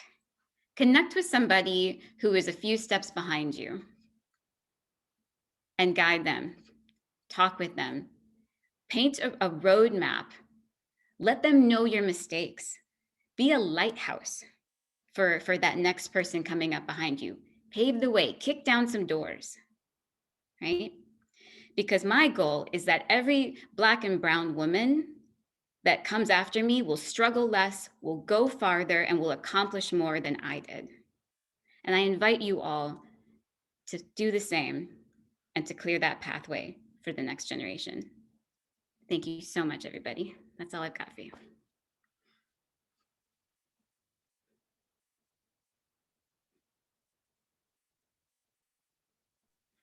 Thank you so much. I think that one slide is going to be very, very helpful for a lot of the women out there working. We have a lot of people from nonprofits, a lot from more corporate. As you can see, even just by our sponsors, they're kind of all over the place. So I really think that some of that information will be very helpful. A few of you, so thank you very much, August. And I think she left out that she does have a little Racine connection in there, but that's okay. She told me that she did spend some time in Racine as well before she was off doing her other adventures. So our timing is great. I thank you all so much for being patient with us and keeping us on track here. We're going to jump right into our Q&A, and the way I thought I would start it, we're going to bring the three presenters back in here, and oh, Parkside alum and Racine native. All right, woohoo! So what we're going to do is I have a couple questions that I wanted to relate back to the videos that a lot of you, not everybody, I want to say about half of you have watch codes for, and we had watched them ahead of time, and I wrote down some questions, and as you each were talking, I thought, oh, I could tie in the videos to a way to help us get started. So one of the videos was with, I'm going to butcher these names. I know I am. Abby Wambach. She is the women's soccer legend. Some of you may know who that is. But she's also a best-selling author and founder of the Wolf Pack Endeavor. So in her video, she talks about making failure your fuel. She talks about how, she asks, how are you a wolf? Like, really cool stuff. So I'm going to direct my first question to Meg. How have you handled any setbacks, or something that you thought you were moving forward and you got set back? How did it affect you moving forward? And do you have any lessons to share about that? So who doesn't have setbacks? We all do, and a lot of overcoming those is right in here and in your heart. I think it's easier when you're older and have some career confidence, and also some diversification. I think losing a job, for example, is devastating when you don't have another income stream. So over the years, I've done everything from visit a therapist and try to get some counseling. I do still have a group of people, men and women, who I work with to keep alignment. But I have found, and my mother reminded me of this, that I've really never lacked in confidence. It's always been that terrier has always been there. It was maybe circumstantial that I was letting my mind control the outcome. And so I've worked hard to refine what I've worked hard to not define failure as something that is bad. There is that saying that what doesn't kill you makes you stronger. And I hate that saying, because when things are really bad, sometimes that feels like it might be a better option. But you really do have to train your brain and gain the confidence that you're going to wake up tomorrow and you can't let it be Groundhog Day. Very true. Very true. My next question is going to be for Deanna. One of the videos was with Randy Zuckerberg, and she's the sister of Mark Zuckerberg, Facebook world. And she talks about big ideas and work-life balance kind of ideas too. But what I wrote down from her video was, how do you inspire new ideas? And I think your presentation with all the, places where you are, all the buckets you have to be in, how do you keep inspiring new ideas? So I think my MO, and this is not going to work for everybody, but this certainly is how it works for me, is when I see something that isn't right, something that just doesn't sit right in my soul, there's a couple of things that I will do. One is I will look for solutions. So I want to see who out there is doing the best work in that space, and how are they doing it, and how are they achieving the results that are different. And so I get really, really, really, really, really, really like hungry and thirsty for, right? Like finding those solutions and finding those outcomes. Then what I want to do is I want to throw my support behind it. So if I find an organization, or I find a leader that's doing amazing work in a space, right, that I feel like there's opportunity there, or it's just not going the way that I think it's supposed to, then I don't need to start something. I need to go and I need to make sure that I bring my support and my resources. But when I find a gap, that's when I think I really try to think through, okay, some gaps are not for me to fill, right? Some gaps are not for me to fill. Some gaps are just for me to help try and call attention to use my voice and my platform to be able to say like, hey, look at that. Who here can do this? Who here can help us fix that? And some of them are within my wheelhouse, right? Some of them are things that I do have a background or skill or something unique about where I've been and what I've seen, where I can add some value. And so I think it's really all, for me at least, my MO, right, is just to see what is, if there's something that's bothering me, something doesn't sit right in my soul, how can I go out and find a solution that I can either support by supporting other leaders or other organizations that are already in that space, or how can I go and find something or create another opportunity that I've generated myself.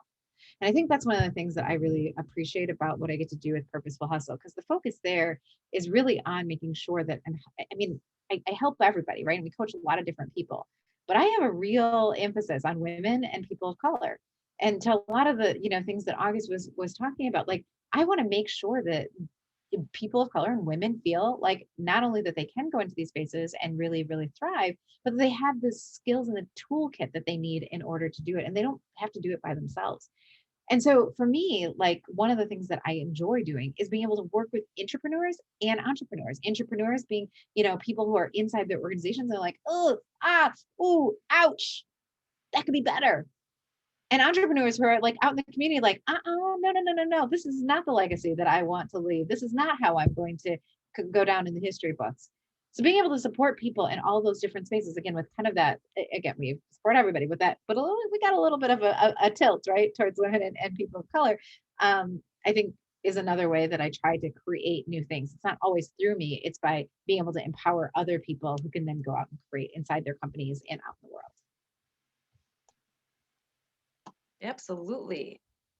So now there was a question in the chat box about what each of you are reading right now, or what's the best book. And if you just, August and Meg responded. So Deanna, if you want to respond there, that would be awesome. While I ask August a question. So you gave such a short explanation of how you got where you are. I'm so intrigued. So I want to know, and this comes from one of the videos as well, Bonnie St. John. She is a Paralympian, again, a best-selling author. She's a business consultant now. Some of you may remember her from, I think it was in the 80s. Anyway, she was an alpine skier. I mean, what the heck? Anyway, she talks about, who's pounding the table for you. And she talked a little bit about sponsors versus mentors and who fights for you. So I kind of want to know who has given you a chance, kind of the way you're giving all these chances now to all these young people. Yeah, so my background as a sociologist was actually in community education. And so I had a lot of years of youth development, pedagogy, if you will, under my belt. And I had reached a point in my young career where I was bored. Like, I had done everything I wanted to do in that space. And so I actually found a posting for a program director role to run this, conservation program in the state of Wisconsin. And I actually sent it initially to a friend of mine who was an environmentalist, but she didn't want to move from Chicago to Milwaukee. And so I thought, well, gosh, okay, I basically get to run the show. And now my dad used to say I totally have a Napoleon complex because I'm only 5 feet tall. And I love being in charge. I think it's okay for us women to say that. We get such a bad rap for saying that, but own that. We actually, well, I won't talk about women making better decisions, but it's my personal opinion that women do make better decisions. Anyway. So I thought, okay, there's no chance in hell I will even be called for an interview, but you know what? I'm just going to throw my hat in the ring. And to my surprise, they called me, interviewed me. And despite my lack of formal ecological background, they flew me out to DC and, offered me the position. Apparently they were impressed with my youth background. And I guess what they had found is that they had numerous program directors over the years that literally didn't last through the summer program because these were plant people, not people, which are very different skill sets, right? And so I ended up running that program for almost 10 years. And much like Meg shared, out of the blue, I got pushed out of the nest. I got called into our regional office. After about 10 years, I had expanded the program. We had added in some very equitable processes. The organization used to, they had this system where you could go on a national crew or a city crew, community crew is what they called it. But to go on a national crew to like Yosemite or Denali, you had to pay your own way and you would work out there for no pay. So you can imagine who had the access to that, right? Who could afford to work for free all summer long and pay their way and buy their own gear? You can picture the type, right? And so myself, along with a colleague in Detroit and my counterpart in the Bay Area, designed what we called the hybrid crew. And we partnered up with the US Forest Service and created a program where members from our core program could spend 2 weeks in a national park or a state forest doing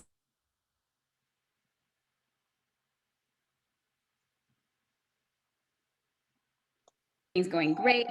Almost all of my crew leaders were former core members. Like we were getting this, continuum, this closed loop system going. And then out of nowhere, I was told, we've decided to go in a different direction. We're closing down the Wisconsin and the Detroit program. And I remember hearing this, and I'm the type of person that like in a very inappropriate situation, like funerals, like I will bust out laughing. So like it's a trauma response, right? So I start laughing because I'm like, isn't this rich? And my father, who is an entrepreneur, used to always say that people think that working for someone else is safe, but it's actually not, because you have no idea what's going on behind the curtain. And I never believed him. I was like, but I'm going to work a nonprofit. I'm going to be a do-gooder. And that's not going to happen to me again, right? Trying to like run away from, my calling. And I was so anti-business because again, when you, I don't know if any of you who are in nonprofits have this experience, but you start to think that like, if you ever make money doing something, then like, that's bad, right? That like, there's like this, badge of honor in suffering, which I try to eliminate that mindset from a lot of the young people I work with. But so that was basically getting shoved out of the nest, put me in this place where a lot of my, and here's the thing, I knew I was going to get another job. Like that wasn't my worry. I just knew I wasn't going to be as excited about it as I was with this job. I thought I would retire with this company. But throughout that time, I started getting calls from other colleagues in the environmental industry, like, hey, we know you're not with, this organization anymore, but we're wondering if you can like give us some pointers on like what your recruitment strategies are. Like you seem to be the only person that, had majority staff of color and all your core members are young people of color. Like, what are you doing? How are you doing it? And so I started realizing, well, I can't just keep meeting people for coffee. Like I have a job to do. And so I put this information together in like a workshop format. And I just started doing it for free. And then the demand started growing so much that I realized, you know what, if I charge for this, I can actually take the same money and pay young people to like do projects around Milwaukee County parks. And so it was kind of an accident. And it became so successful that I had to quit my day job and go run my own thing. So there was no business plan. In fact, the program model is a little bit shaky because if I get hit by a bus tomorrow, the whole thing goes away. So maybe I need to connect with Meg or another business coach to figure out how to like, and Deanna too, to like, okay, how do we scale this in a way that's like sustainable? But we're having fun right now. But so that's how it happened, by complete accident. And what I thought that whole notion of, when you think that like it's at the end, sometimes for me, some of the most detrimental events in my life have produced the greatest gifts. And I didn't see it at the time, but that was absolutely one of them. The best gift that organization could have given me was to push me out of the nest. Very true. I have a feeling a lot of people can share stories like that. So thank you for sharing. So I'm going to just ask one more question. It's going to be a little, I said it before, I kind of gave it away, but it's back to one of the videos. It's if you can answer the first thing that comes to your mind. So back to Abby, the video, again, anybody that has those videos, please watch them. You have until Sunday.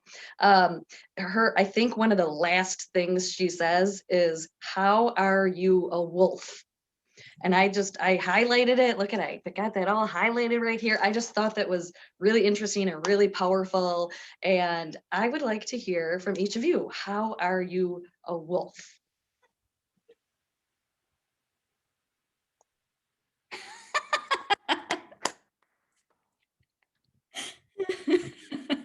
Every day I put on my big girl shoes, August. I'm just slightly taller than you are, but you know, taking control every day. I wake up so excited to, and because of the prairie out here, we've got coyotes. We've got coyote apartments out here.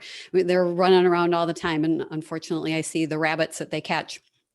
But quite frankly, being out here and being in nature and separating myself from professional life here in the office and getting out there, and maybe it comes from confidence and age and having fallen down, but I find your backbone, find your purpose, and once you have that confidence, it's really easy to be the wolf. It's really easy. I love that. I love that. One thing that I realized, again, as I mentioned, everything that I thought would like destroy me as an individual, from, you know, being laid off to an unexpected divorce. What I realized is that if I trust myself, I don't actually have to worry about trusting anyone else, right? Like if I trust that, like, I will be able to manage, that I will be able to, you know, dust myself off, that I will create a system and a structure around me that not to avoid pain, not to avoid challenge or discomfort, but to set myself up to be resilient. Whether that means having really great friends, having really great like self-care practices, just giving myself grace so that I can have the humility to offer others grace. Yeah, I don't have to worry about, will somebody let me down? I won't let me down. And so for me, that's how I am a wolf. So I think I didn't get to see the video, but I'm going to tell you based off of what these two wonderful women just said, what I think makes me a wolf. And I think that it was a huge, huge process for me because I really like to win. Like I really like to win. So it was really hard for me to accept failure. And so much so that there'd be times where there are things I wanted to do, but then I didn't do them because I was like, oh, I don't know if I can win at this. I don't want to just do okay. I want to win, right? And I think one of the things that was really an unleashing moment for me, and I talk about this a lot, I talk about putting, instead of a resume together, a fail-sume together, because I'm actually prouder of my failures and changing like the mindset around my failures. I'm so good at failing, y'all. I'm so good at it. Like that is my market differentiator, right? So when I think now about my failures, instead of whispering about them, like, oh, I did this, I'm like, oh my gosh, today I was presenting to these amazing women. And guess what I did? I forgot to plug my computer in. Ah, who does that? Do you know what I mean? Like, and so instead of it being something that I'm like, now I'm like, let me just tell you. And what I have found is that being vulnerable is what makes me a wolf, right? Being able to say, ouch, that hurt. Being able to say, I didn't do that right. Being able to say, because what that allows people to do is it allows them to see the human side, and it allows me to create relationships that are much more meaningful faster, right? Because I don't have to put on these fronts. I didn't see you in the club and you had all your makeup on, you look good, right? And now it's like, oh, what's that, right? I don't have this like false no, here I am, this is what I look like when I wake up in the morning, and I'm going to show it to you all day long. I don't know if anybody followed that analogy, right? But the whole point is like showing up with what looks great, with all the mountaintops and all the successes, but coming along and valuing just as much my valleys, places when it didn't look so great, and acknowledging those moments as, even though you might not see it, I see it. That's who makes me who I am, and I'm not ashamed of it. So. Oh my gosh. If we weren't virtual, I would give each of you a hug. Thank you so much for the inspirations today. This has been great. I teared up again. I mean, what the heck? I really, really, really enjoyed our time together, and it's coming to a close. So without further ado, again, I just want to say thank you very much. Thank you everyone for joining us here today. This couldn't have been a better event for us as we had to pivot like the rest of the world.